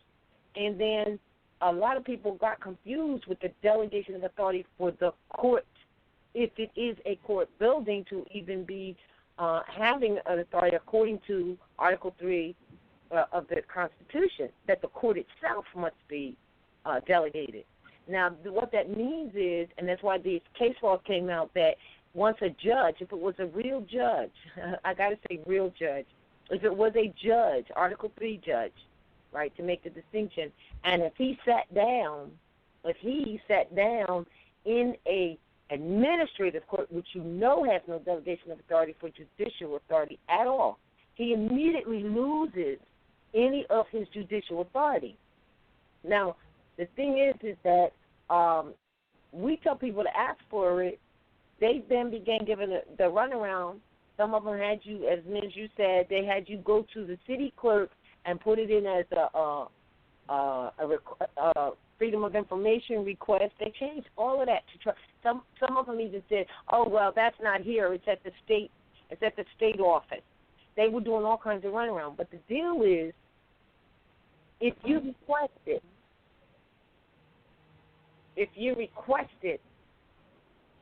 and there's a case law, and they do not give it to you. As Ms. says, you can request it in a discovery. And all you have to do is ask for it and show substantial evidence that you asked for it. And the court, case law says that they do not produce it. It means they don't have it. So all you really want to do is ask for it and then have proof that they never just gave it to you. But as a matter of fact, though, they're supposed to have that on them. So, it's like they ask people for license and registration and insurance. That's supposed to be their license, registration, and insurance that they show you, meaning that if they followed that protocol to be able to show and prove they took an oath to the Constitution or something of that nature, basically those were the substantive things that we could say Corinne Gaines was looking for in the essence, like more than just your badge, because we got the video up showing you can't take them off of uniform alone. So when they're asking for something deeper, these are supposed to be the things that's supposed to be, exhibited on spot, on site, upon request. They're supposed to really have that on them. You know what I'm saying? So, again, though most times they don't, these are a part of the what you're looking for. So just like they try to expect people and have an expectation of certain paperwork or something to be shown, it's the same thing with them. You know what I mean? We need to see your oath of office on spot, on site. Show me all of that. So you know what I mean? So what it means, in essence, is you just ask for it in a written document with, as an exhibit or whatever it is going to be, that you put it in a discovery or just a blanket core warrantor asking. And that's all you need because otherwise they'll have you running around. They're supposed to have it and provide it upon request. So therefore, I'm not saying that you're fretting, but some people are concerned, well, I got to get their oath. No, you don't have to. You have to request it and have proof in written form that you requested it, and then you have proof that they never produced it, because they will not produce it because they don't have it. They don't have a delegation of authority to be a court, according to Article 3, and they can't. And any oath that they have, the oath to the Constitution is superior to all of that. So if they have an oath that says they are upholding the Constitution of the land, which is superior, which is what they're supposed to do, right? Because Article 6 says they can't do anything that violates what's already in this Constitution, in their own little state's Constitution, which are to be in harmony. So if they produce it or if they don't produce it, your only concern is that you requested it and already they violated due process of a law by not having it. And the case law says if they do not have it, the case must be dismissed. So that's the stuff that we have to put. And listen, you can stand on just that one thing alone and don't even get into subject matter until the cows come home. They'll threaten you, they'll coerce you, they'll whatever.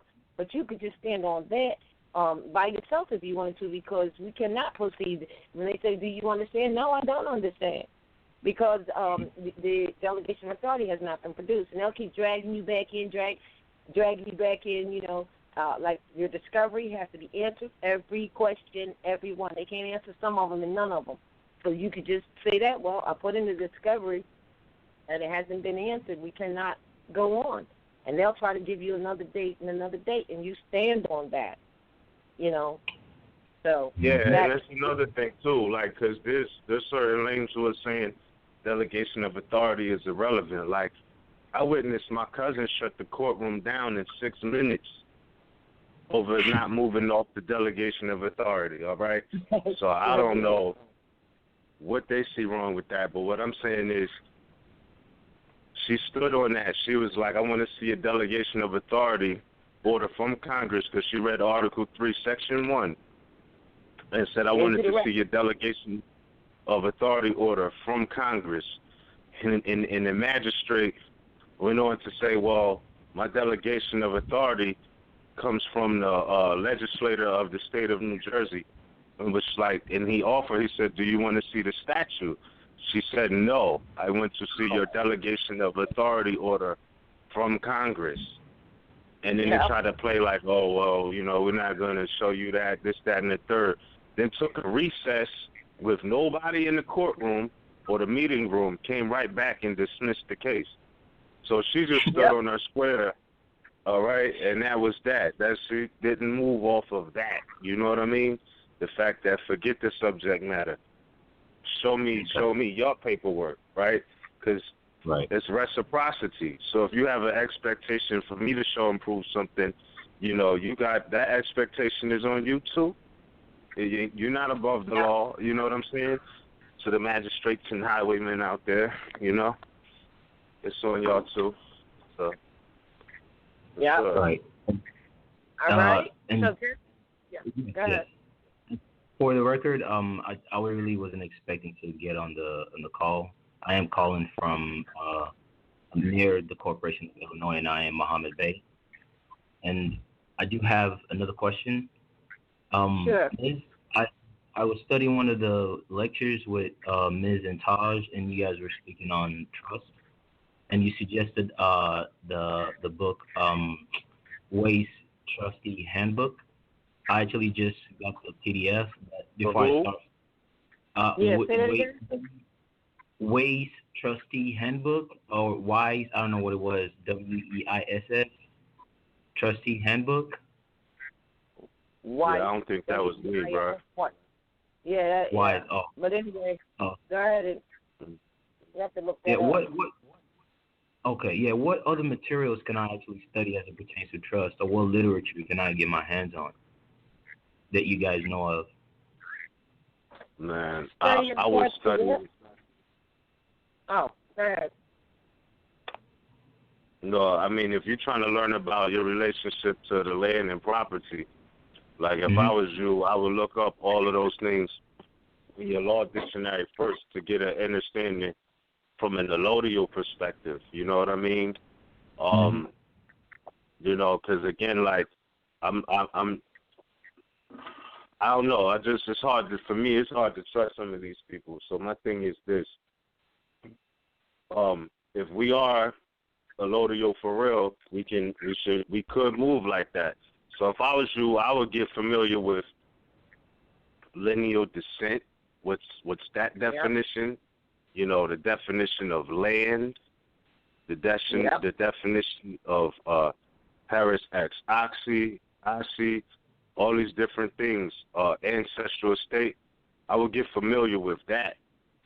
And your Moorish history bloodline, or your American history, or your Al-Moroccan history worldwide, but specifically right here too, so you can understand your allodial connection to the land. Bottom line, that's just my position, and I wouldn't speak on anything else that I don't really, know about. So, I think you spelled that WEISS, and I believe that, another pronunciation that I recognize is Weiss Trustee Handbook. Yeah. So we're going to get into that. But okay. I do have if you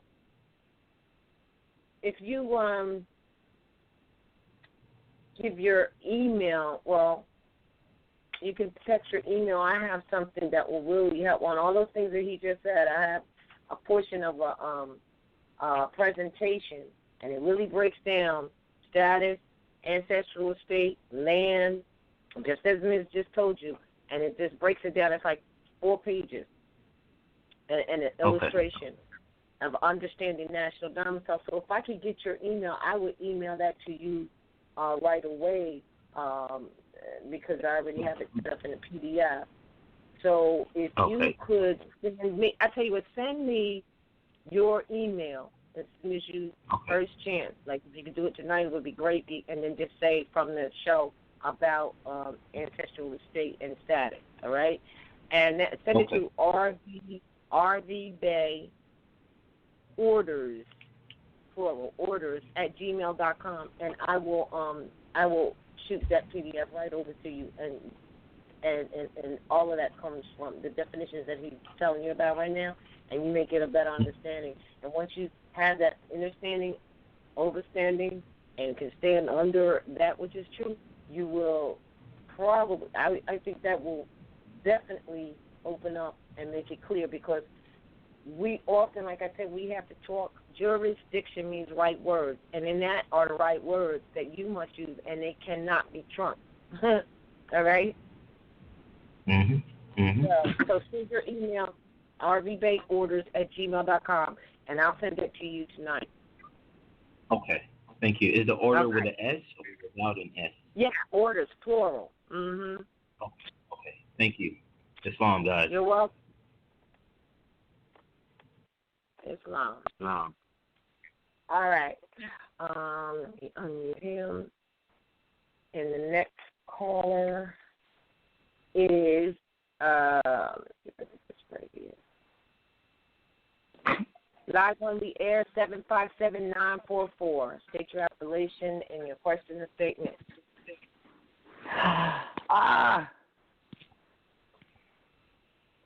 Yes? Oh, Islam, yes. So my appellation is Cimarron Rich L. Woo! Oh, my goodness. Oh, I've been thinking about you. Oh, my gosh. How are you, sister? I'm scrambling as usual, and I am rich, and I am elegant. Hey, Reverend Knight. So listen, yes, I need some assistance, some guidance, and some help, because every day is a fight to prove my nobility. So I've been trying to get a job, and I understand the entrepreneur aspect. However, that wasn't working out, and I got to live. So I've been applying for jobs, and I've been utilizing the affidavit and that the public notice form saying that we don't have to have the Social Security number. However, what they've returned is a demand saying that you need to go and apply for a Social Security number, and I give them all of that. I write the affidavit. I establish my nobility, and it's a violation of my religious belief and creed. However, I forward y'all the email today from GAP that I CC'd the Equal Employment Opportunity Commission. Now, I went to go file a complaint in September. That office is located in the federal building. Well, of course, they didn't want to take my ID, and guess what? This was like private security. And I'm like, well, y'all really don't have any delegation of authority to deny me entrance into this building. However, no upper people were there, so, you know, I'm just at a crossroads, so I just didn't know, how do I enforce my allodial right, Islam? Well, let me ask you something. You said a federal building you went to? Did you say it was a federal building you went to? Yeah, because I was trying to get into that Equal Opportunity Commission place in my territory. Okay, so first of all, let me talk about proper language here. Entrepreneur, you are a merchant. All right, I'm just saying. Okay. We can't go out, can't go out of. All right, no, but the words are absolutely important because they indicate jurisdiction between corporate jargon and allodial jargon. All right? So it's not entrepreneur. But the other thing is, as far as, say, with the Social Security, well, when you understand Social Security, like, you don't even need to put in some long affidavit type thing. And I'm not saying that that's what you did, but I'm just scaring it. Like, on the site, on About Taxes page, we have a one-paragraph thing that just kills all the noise about Social Security. It says that you're not a member of the Social Security Administration Corporation, therefore you do not have a social insurance policy number, and you do not participate in the Social Security voluntary contribution system. There is no SSN to provide. However, because I am not a member of the Social Security Corporate Administration Corporation and do not have a Social Security policy number, it is not a reason to deny any right, privilege, or service. Doing so causes moral duress. Just that simple. Correct. I use that. Hold on now. I use that. I cut and paste, copied and paste, and GAP. Look, GAP emailed me back and said, I couldn't even complete the online application without it. And I emailed the technical people, and they sent me a long thing talking about how I need to go to the Social Security Administration and obtain one. And basically, they wrote back again today and said, you know, you got to have one to work for us. All right, so now hold on. So, and you know, and so now what I just read you, that's all that needed to be said. That's all that needs to be said, because sometimes the less you say, the better you are. You don't never, you know, never give all your eggs into one basket type thing. So now, did you deal with the Privacy Act? I put that in there with the 42 U.S. I put the first paragraph, the paragraphs you just read. Then I put in the 42 U.S.C., the Privacy Act, and then I attached the public notice SSN form. And I forwarded you their response to what I submitted to them. I also CC'd the EEOC because I guess, you know, that's the corporate agency for the United States. That's, you know, it's where we're supposed to go if you discriminate against my nationality or my religion. Mm-hmm. So now, if federal disclosure is required, only because if it's a federal, state, or local government agency, their request. If that's the case, then what you say to them will show to them, so show to you how it applies to them, the agency, and then how it applies to you and your dealings with them. Otherwise, they're using coercion and deceit. So, like you said earlier, if they're making demands of you, you got to make some demands of them. In other words, if it says the only time that it is to be disclosed is under a federal, like a welfare or policies like that with children, for welfare recipients to obtain or whatever like that, then you need to ask them, well, show me how that applies to you. See, and once you do that, whatever their response back is, which should be in written form, then you have substantiated evidence to take anywhere else that you were going. Like you said, you go to the CEO. It's not so much that they're discriminating against your nationality. They're actually violating the process of violating law regardless. You understand what I'm saying? Or your religion. Okay. Now, if they're not a federal agency, that's the only time that it applies that it must be given. So you need to ask them to tell you how it applies to them and how the federal disclosure applies to them and how that then applies to you. Your dealings with them. Right. Well, and then I did get a job where they actually paid me and had me on the schedule. And according to that public notice you have, it states that it's a violation of Title VII of the Civil Rights. So now, I actually, you know, sent something to them in the Department of Justice because they basically said they paid me, but they said they couldn't hire me back unless I gave them an EIN number or a Social Security number. And I stood on my square now. That was September, but I got to eat. So at this point, you know, I'm just, you know, I'm frustrated. The Aries is frustrated. All right, well, listen, Aries, because I'm the Libra balance on it. You know, you need a bit somewhere. If understanding who they are and the reason why they want these numbers is so on their try to put the taxes or whatever that's going to go down on you. So now I don't know, I'm not asking you to put your business out, or like that, but an EIN, if you had an EIN under under ill or they or whatever, which is really means employer, not employee, but in a sense it's employee because the federal government is actually the employee as well. So if you had that in places, see, they don't care what kind of number you give them as long as they have one, so they can keep it off of them. And I'm not saying that you should have one or not, but to traverse in the EIN, meaning depending on how you obtained it, If you did, for instance, it goes back to you, not your business name, but to you. A lot of people get that confused, meaning that if for instance, you had one and you were saying you're an employer, well, you may be an employer, but you never have employees. They really, you know what I'm saying? And as such, if you were such, you don't pay taxes. All right? But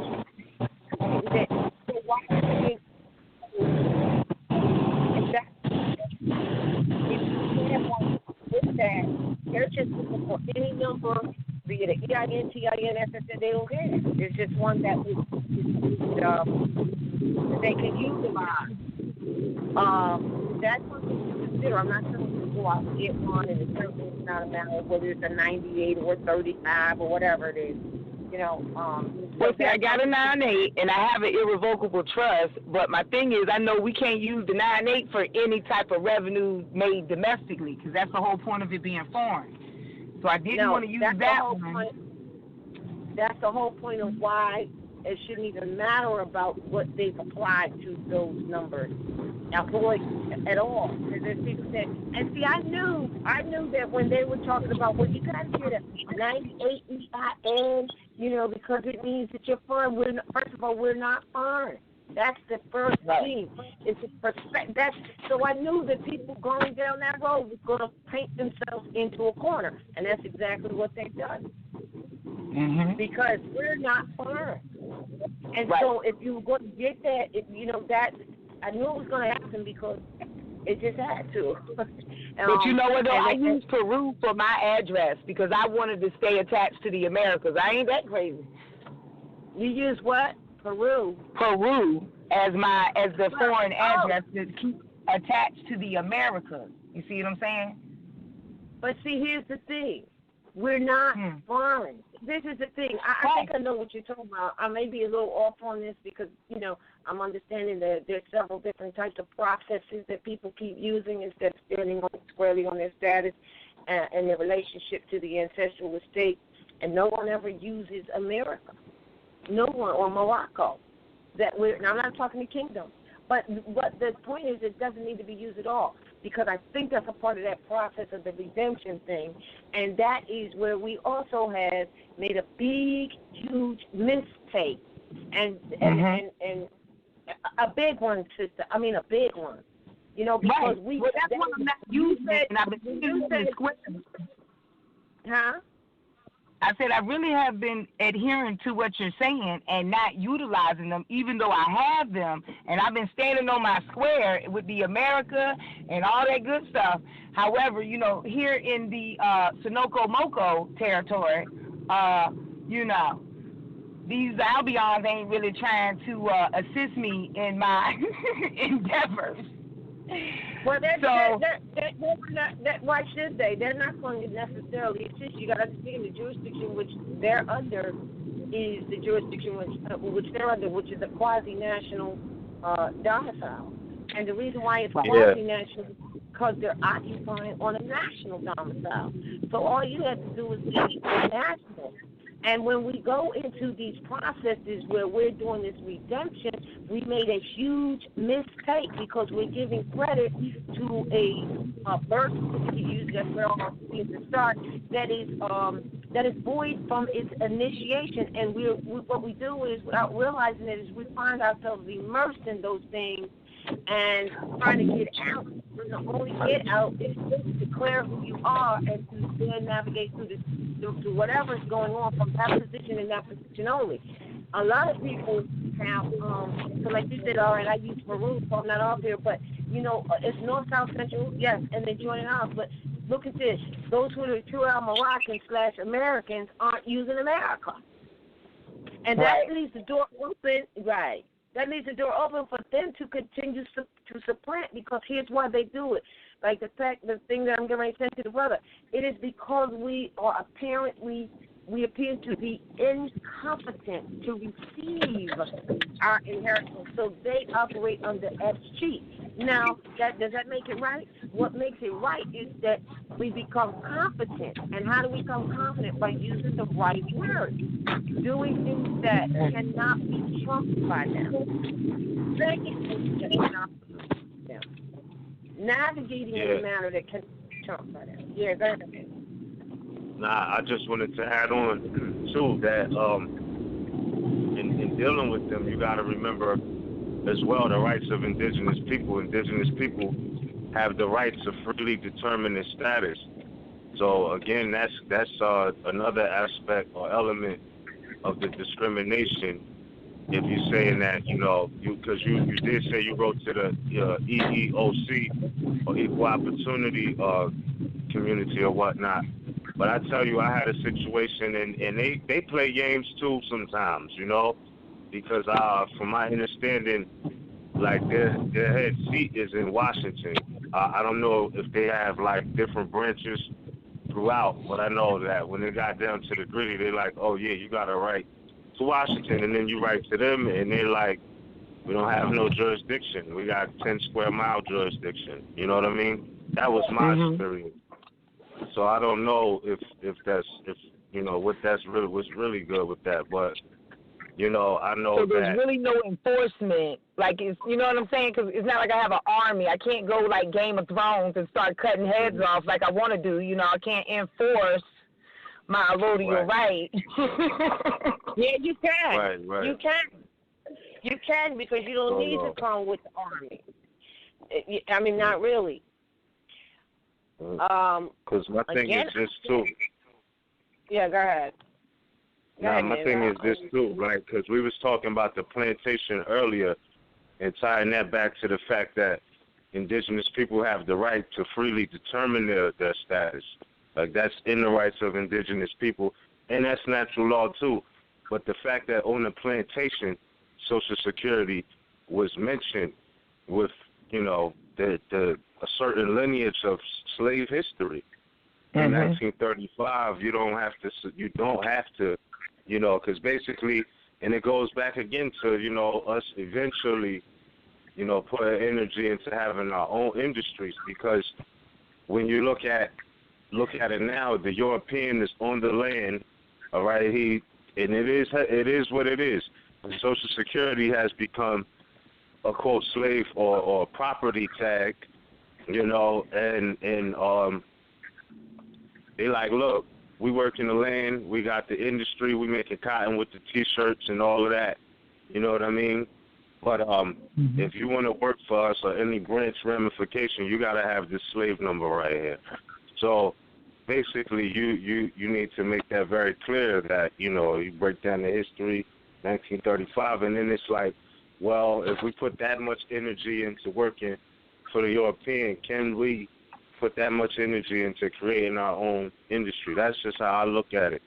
You know what I mean? Like, I don't know if that's wrong. I know we got things to do now, but what I'm saying is that, yeah, you still have a firm position, you know what I mean, to operate with. So that's just my perspective. Well, until we really get the right words, I have your email. I'm going to send one. I mean, I know what I hear. I kind of hear what you're saying, but when we delve into, and it's so many different processes, like those different processes and redemptions, when it's all about restoring, really, those things go on the record also, unless you can. What happens today is we have to be real strong, and I know you are with your fortitude and your attitude and going off, like that with the ram. But we have to carry the jurisdiction to judge with us. And I'm telling you, just as you were saying, I couldn't get into the federal building or whatever like that. The one thing might be, was it really a federal building? Not that means you shouldn't be able to, ought not to get into it, but I know that I did that right around the time, I guess a year or so ago, and I was asked to go to a federal building, a federal court at the so-called Capitol or the major fort, and I hadn't attempted to do that before, and so it was brought up on the air. Well, they won't let you into, the federal building. I happened to be asked to go, and I wasn't even planning to go, and this is after I went, the question came up, and all I could say is, you know, I don't know what's going on because I just did that, and I anticipated some problems. You know, I anticipated from what, you know, people were saying that you're going to have a problem, but I had absolutely none. I was like shocked. I was like, oh, shoot. They looked at my allodial ID. They did not do, you know, they even question it. An identification is an identification. A national allodial identification is what it is. And standing on it, you know, we knock on the wood or whatever, not really knock on the wood, but we just haven't had that problem even going on the airplane. And as you may know, right, that as of January 1, the shoe's supposed to come down for sure, that the driver's license instrument is not going to be able to be used as identification in the airport. Are you aware of that? No. Okay, all right. Oh. Well, this is Mantis Views 29.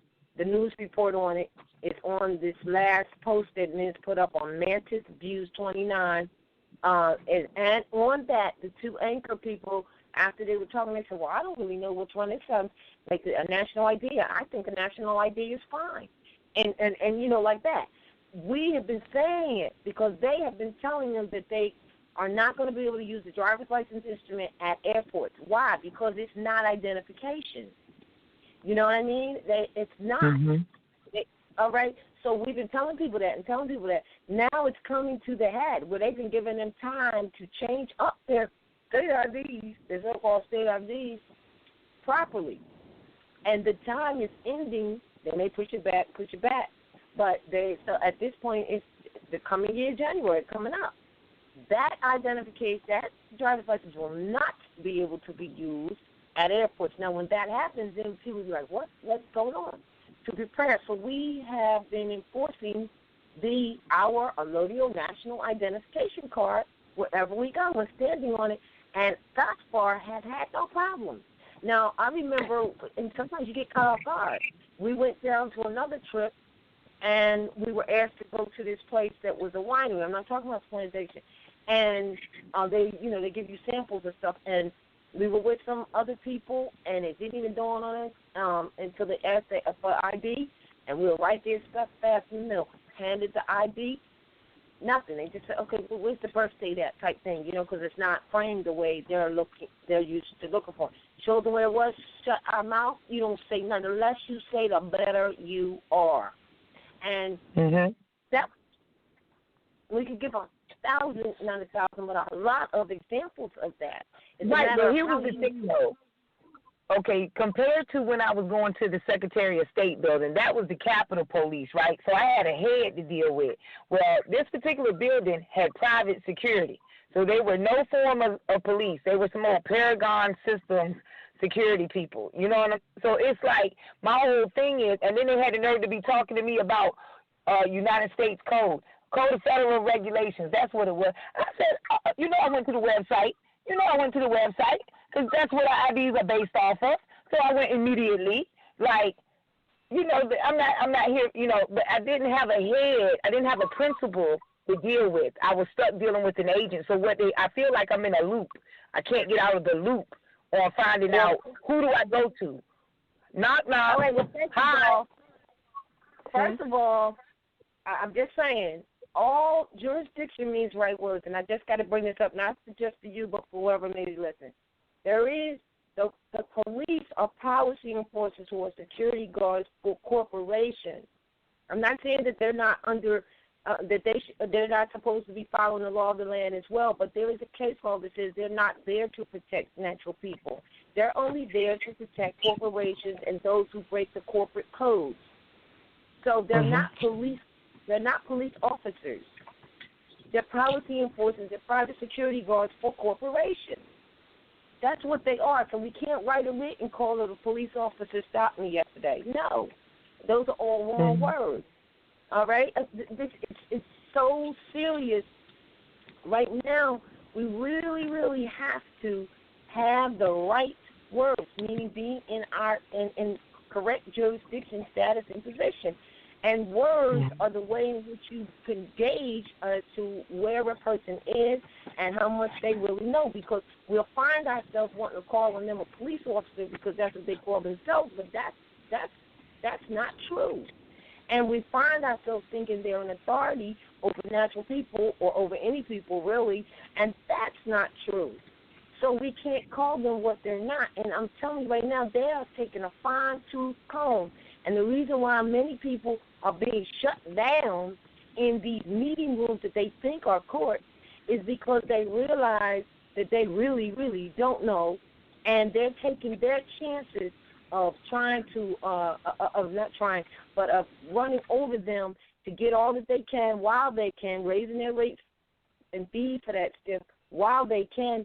And it's because we have not collectively come together or in any fashion where we actually have held them to the law. See, we try to figure out ways to get around them, and of course in your life you got to navigate, but we have not done that, and it starts with each person. Like, you don't need someone else to support what you're doing. You or me or anyone else needs to be who they are at all times intelligently, and you can only be what you know. So as soon as you come in with the wrong word, they got you. And really, I know it sounds like, oh, that's too simple or that's ambiguous. It really isn't ambiguous, because law is, and as the bibliotext says, first it was the Word. The Word was God. The Word is God, right? So we have to come with the right words. They're combing through, and as soon as they see that we are not doing that, they will swoop on you. And I tell you, as you may know as well, sister, that there's been many more who have written stuff that is absolutely incorrect.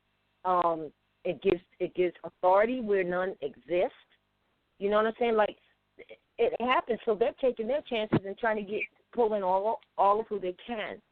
So, and as far as the card goes, we're a publishing company, as well as, teaching, researching information, and sharing it on the site. Well, the card comes from your national family, not from RVBey publications. You see, because when they make up an identification card, be it a library card, be it whatever it is, do you ever ask them where the hell did they get it from? Because they got it from someone who prints it. It doesn't. I know that's loosely said, because that doesn't mean that just because someone printed it's right. But the card, if they ever ask me, well, where'd you get this card from? My answer is my national family, because you have a right to that, and it's, as Ms. mentioned earlier, the right to the indigenous people. You have the right to establish your own identity that must be respected. And so you have to stand on that. But a lot of times we want to I'm going to try to get under this, and I'm going to try to get over that, and, and especially, oh, my God, that birth certificate redemption thing, man, they just let people do that, and they get ready to take the screws to them. This is what they do. They constantly, like, okay, go down that road, go down the UCC road. People were claiming UCC ones without being in their proper status, thinking that does put them in their proper status. It doesn't. And right. But we will always say that, but whether they adhered, listened, or decided to, check it out to be right and exact or not was on them. But it didn't change that fact. So what happens is 6 months, now they let things get through, and 6 months later, and 6 months is the science, because whatever is opposing you is at 180 degrees away from that initiating point. So in 6 months after you do what you did, you're going to feel the first reverberation of reflection of that. So now, like, it could be 6 months, it could be 3 months. But it's going to eventually paint Moors in the wrong corner, period. And that's what is happening right now, because they've done all of this stuff. Now, you can undo it, but if you're going to undo it, you got to be even stronger than what you thought you were, because it's on and popping right now. For real. We really, like a lot of stuff that was done really has made it so Moors who are on it have to really be on it and know and have the law in their heart and know that they are the law.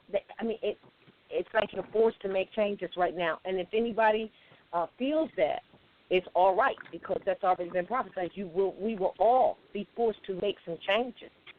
And that's what's happening now, because all that stuff that we did that we thought was going to give us our quote-unquote freedom was all corporate jurisdiction, jargon, constructs, and we missed it because these people are not there. They're not. They have been on the same mission they've been on for a long time. Everyone has to realize there's only two things going on here, and that's Moors, which is the Great Seal, or the Seal of the Eagle, which is for them. That's it, and that's all. You're either under that or you're under this. You cannot be under both. Right. You cannot. So I trust that, we could talk later, you know what I mean, over some things and see how we can correct them. Yeah, we ought to do that. And I didn't get your email because I was out most of the day, but I'll read it. You sent it to me, Anna E? Well, I only had your email, and I text Anna E. All right, well, she's not available for the day, so maybe we'll take a look at the email and get back to you. I got your phone number right here. Okay, so you can text me at your convenience, and I'll make it happen. All right, peace and love. And you know what, too? Here's another thing. I found that if the corporation is not from America, like, for example, Top Golf is from UK, Body Shop is from the UK, they have a form that's an I-9 form, and the first thing says no Social Security number. Second choice is non-U.S. citizen national. However, if it's Okay, first of all, the I-9 form is for agricultural workers, so it's simple. No lengthy writs. That right there, if you look at it again, is for agricultural workers, so it doesn't even apply to you. That's number one. And that's how you handle them. You just say, "Oh, this is for agricultural workers." That's not what I am, who I am, or even who they are. They're just using it as a plot. Okay. I'm laughing because I'm just like, okay. I'm like, okay, I got you there. I'm laughing like, okay. Yeah. See, this is what I'm saying. We're so desperate to get out of something that we're not really being competent in what it is that they put before us. And to see it. So that's number one. And the other thing is, there is no such thing as a, what did you say, non-resident U.S. national? There is no such thing as a U.S. national. The hell is a U.S. U.S.national? I'll tell you what it is. It's on the site. I gave the definition. And it has nothing to do with Moors and Aboriginal people. Nada. So I looked it up. I said, here it is, U.S. national. It's a construct that they created, that some corporations created. And we fall for it. So you're not a non-resident, you got asset national. See, the premise is we have to start, like, although what they're doing is, they're the foreigners. So what they're doing is foreign to us. We can never, ever, ever say we're the foreigners. So when you look at it from that perspective, then all of that gets into its proper place. Just because they threw they have a new one now, which is called a non-citizen, okay? Non-U.S. citizen national, a non-U.S. citizen national, which translates to our status. Like you said, we aren't citizens U.S.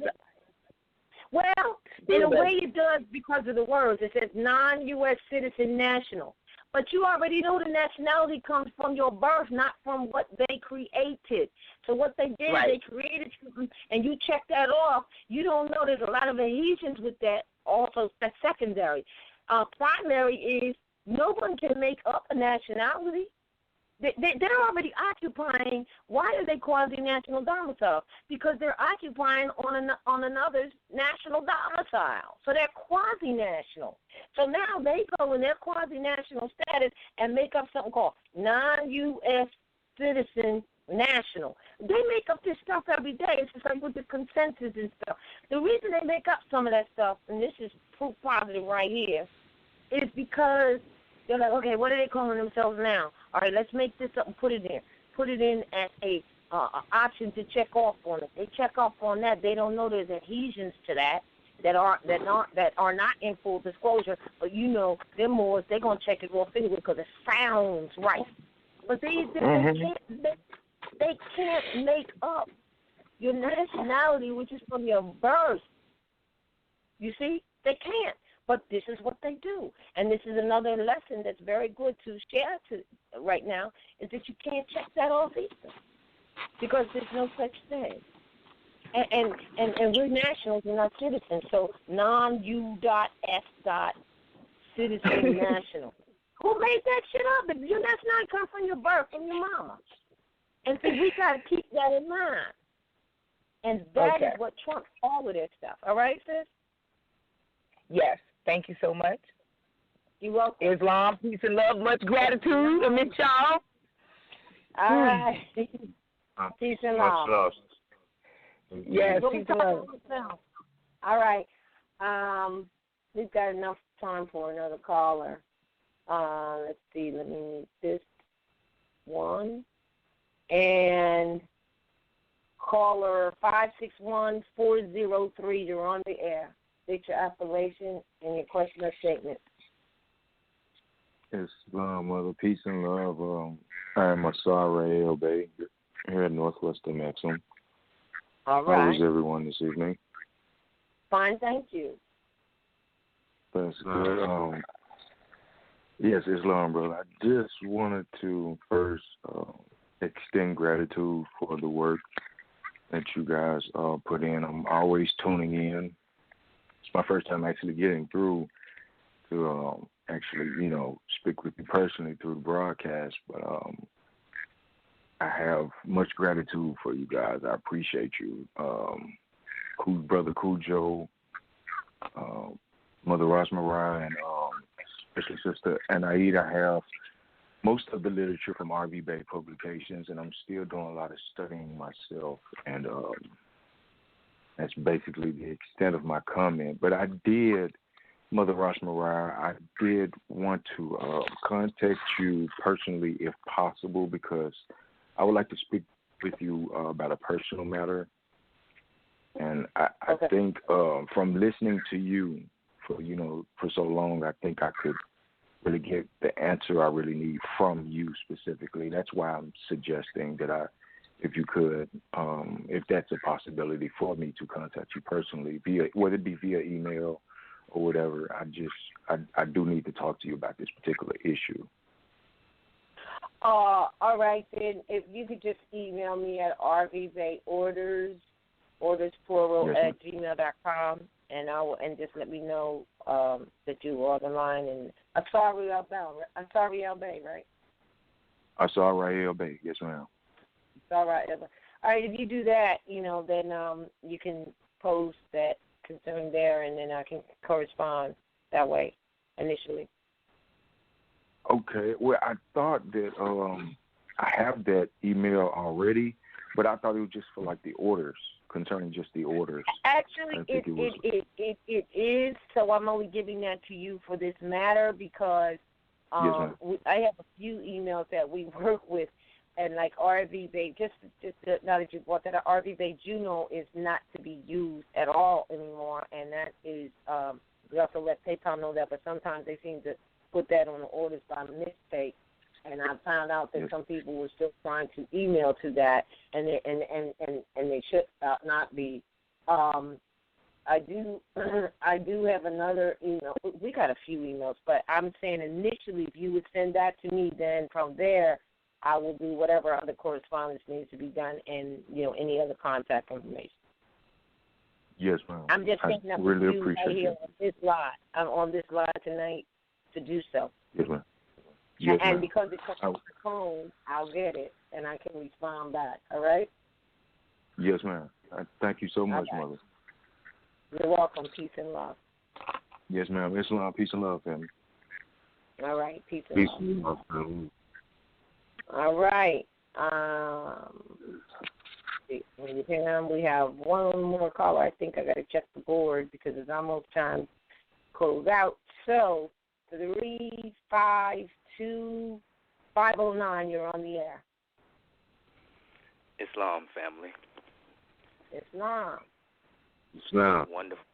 wonderful. Islam, truly, not to oversimplify. I mean, it's easy, but I don't want to bastardize the information, but truly, this is a mental enslavement, and the universe has been showing this to me, and it's difficult a lot of times for us to really comprehend how far we have truly fallen from, where we have come from, which is why the Prophet reminds us that reflection is the business of man. Of man. And yes. As we continue to reflect, the more we reflect, the more we are able to connect. And as we make these connections, we find our protection. When we make the connection, we remember. And when we remember, we realign. And when we realign, we come back to the true religion of our foremothers and forefathers. And just speaking on that, I can relate to going to a so-called plantation, and this was before I came into the knowledge of Moorish science proper. But even then, Brother Miz, I'm with you. I refused to pay to go to a plantation, and it was a brother that was sitting there as a guard. And he said, look, I really want you especially to go in there, so don't worry about paying. It's on me. So I got a chance to see firsthand, and wow, yeah, I felt the energies. But just on the line of reflecting, and I know it's difficult a lot of times, but again, this is the ninth house, higher education. The universe has been exposing some things to me, and I've been forced to change the way I'm looking at things, and to stop necessarily blaming these modern Europeans, because these modern Europeans have been studying our history, studying our science, and they know us a lot of times better than we know ourselves. And knowing that they know us, knowing that they know our history, when they come in contact with us, like you're talking about jurisdiction, they know we don't know. But a lot of times we don't want to admit that we don't know, and the more we talk, the more we expose that we don't know. And the more grief they give us, and we take it the wrong way, because iron sharpens iron. The only way that you know that you're at a door is that you're meeting resistance. That's for all of the people who know about the initiation into the lodge. But anyway, the Prophet says, I came to teach you to be yourselves, and we have to get back to that. As simple as it sounds, it is so profound and so deep, because not knowing equals incompetence. And if we are incompetent, then we are unqualified. And the Prophet, again, read the oral statements and prophecies. Moors once ruled the world. Now, he says, it's time for us to get ready to rule again. For us to be qualified to rule, we have to know. And to top all of this off, I mean, it's deep, because they're telling us every day in so many different ways. There's a cartoon that's out. It's called Elena of Avalor. For the family that's listening, if you go back and check when this series started, check the date. They're working on science, Circle 7 Science. Check it out. It's heavy. But they had a premiere just this, I'm going to say probably the past weekend, right around the gate of the ninth house. They had this series, and the introduction to the series is, you know her name, but you don't know everything. And then they go into detail. And the thing that was so deep about this to me is the fact that the picture for this cartoon is an actual and factual Moorish palace that you can go and actually do the history on. So they're already telling you what this is about. The sister who wrote the song for this cartoon, check out the name, or should I say appellation, Gabby Moor Reno. Family, listen to how it's right in our face. The culture is in the language. They know, and they're telling us, and I am convinced they are laughing and laughing and laughing at us because we haven't gotten it yet. It's kind of like the song where Sister Misery says, we have woken up from a nap, and we want everything back, but we are not yet qualified. And it's almost like a child who's asking you for something, and you know that they really want it, but you know that it's not good for them to have it because they're not ready for it yet. And that's where I feel that we as a people, and notice I'm not saying you, I'm saying we, inclusive of myself, where we have to do more study. Because we have to know. This is the age of knowing, and there's no way around it. And you can't fool the universe And you certainly can't fool these modern Europeans who have been studying this Moorish science longer than most of us have even been aware that there is such a thing as Moorish science. Family, it's time to study. Let's get our studies on. Let's stop playing, stop wasting time, and get on our grind and do what we're supposed to do. Don't be mad. Be more. That's what we are. Be more. Be more intelligent. Be more when it comes to jurisdiction. Just use the right words because, like you say, in the beginning was the word. And like CM told us, our biggest issue is due to this Christian education. But like the prophet said, don't throw your Bibles away because I'm going to use it to condemn the so-called government. No man can serve two masters. We play and we want to be 1 foot in, 1 foot out, and I know it's difficult, but you can't serve two, and you have to make a decision. And when you make the decision, it's going to be some challenges. But like the movie The Matrix, after Neo had been convinced that he was the one, when he went to see the Oracle, he still had to fight with that Asiatic son. Check the science now, an Asiatic son that was guarding the Oracle. And even though they had already met, each subsequent time that they met, he had to face off with that same Asiatic son. And the Asiatic son said, it's good to see you again, but I have to check because I don't know. And that's where it is. It's really a DTA, don't trust anybody or anything. And if you're not willing to prove, then don't show up and don't step up because that's what time it is. And they're bringing it. That's right. And we have to do the same. And Islam, family. Islam, thank you, brother. Be careful of those who will wear turbans and feathers, who will try to push you right back into slavery. All the things the prophet said are here and now. We only have 5 more minutes left. I appreciate your call. Thank you, brother, for your wisdom and sharing your information with us. Hopefully we'll hear from you again maybe next week. Islam. I want to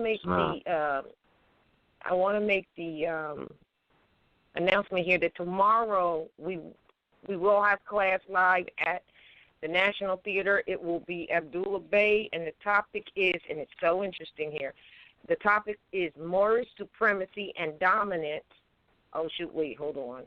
I just code on my phone. I can't even read. It's Moorish supremacy and dominance in trade, seafaring, mercantile, and commerce during the 1500s, 1600s, and 1700s.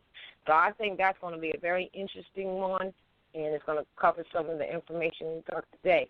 The problem is our mind, we're in a mental slavery, and we've been indoctrinated into what is the feudal law, which is the European or feudal government, which by definition, and it's going to be on that PDF for the brother that asked about it, that I'm going to send it to, by definition means it is a European-style government, not ours, and we have adopted it. And so with that, I think we trust to see you tomorrow, 7:30. It will go over the air.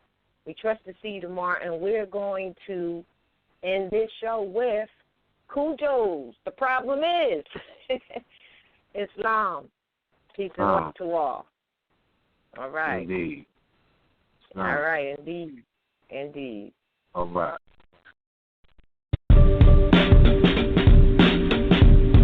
King Moor.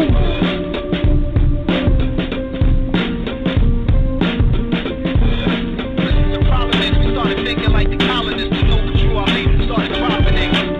The problem is we started thinking like the colonists to know what true our leaders started profiting. The problem is we started thinking like the colonists to know. King Moor.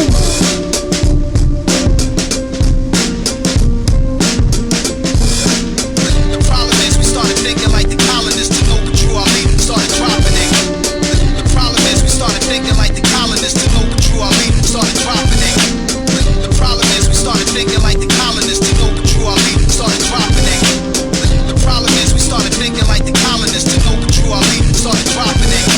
Dirty Moors still attempt to infiltrate the order. Active Moors are truth and take it to the corners. Across highways, past hedges and through borders. Move on dirty Moors like broken down waters. Watch out for agents and provocateurs trying to get next to their heads with the doctor's cures. They never pay dues and don't pay dues, contradicting with King Alfred to give clues like news. Noble Drew Ali died from Palemore blues. Prophet saved him his money before the floor fell through, and that's true. Even though I don't have proof, selling memory tells me don't fall for spooks. Drop mental nukes, hanging from their own vine from the fig tree, looking up at them like Big B. No white flag or mercy for you fags. 5-point and pentagram is on our flag. Green, but not for cream. That dirty Moors took to throw off the balance of the Grand Treasury books, getting offers like high school ballers. Those that infiltrate are not Moors but robbers, robbing the people blind, deaf, dumb and crippled. They can't tear this up, not one drop or trickle. No matter how hard they try to perpetrate the fraud, dirty Moors always fall on their sword. The problem is we started thinking like the colonists. To know what Drew Ali started dropping it. The problem is we started thinking like the colonists. To know what Drew Ali started dropping it. The problem is we started thinking like the colonists. To know what Drew Ali started dropping it. The problem is we started thinking like the colonists. To know what Drew Ali started dropping it. Me nah play with on so simmer and easy. From 19 how long, me see it's sleazy. So sick, it's measly and disgusting. Everyone stood there. The Moors did nothing when Drew was attacked. They took the covenant that they will protect him and have his back. Behind on dues by 4 months, going to kangaroo courts to perform stunts. Temples versus temples, lawsuits from inner fights. Not doing their job, 3,500 for birthright. Mufti Force left the post to be in Gucci stores with God. I thank Allah for the Sufi Moors and Buddhist Nagas. Moorish mic renaissance, not rap sagas. Confusion clearer, MC battle scar wearer. Moorish nationality declarer. Straighten out the crooked ways, rap conduct squarer. The problem is we started thinking like the colonists. To know what Drew Ali started dropping it. The problem is we started thinking like the colonists. To know what Drew Ali started dropping it. The problem is we started thinking like the colonists. To know what Drew Ali started dropping it. The problem is we started thinking like the colonists. To know what Drew Ali started dropping it.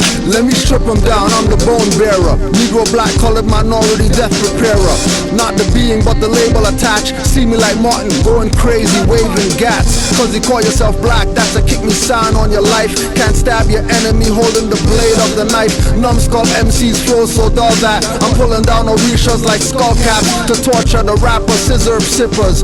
Rapper, CD scratcher, insert ripper. Call me Jack and get slapped though. Admiral when I flow, major like macro. Don't spit on a cameraman like Pac will, but beat the case like Black Bill but no lawyer. Ask Jim Carrey, liars do nothing for you while they get rich and poor you. Make you follow magistrate orders that get the coke to snort from wood corners and blocks ghetto.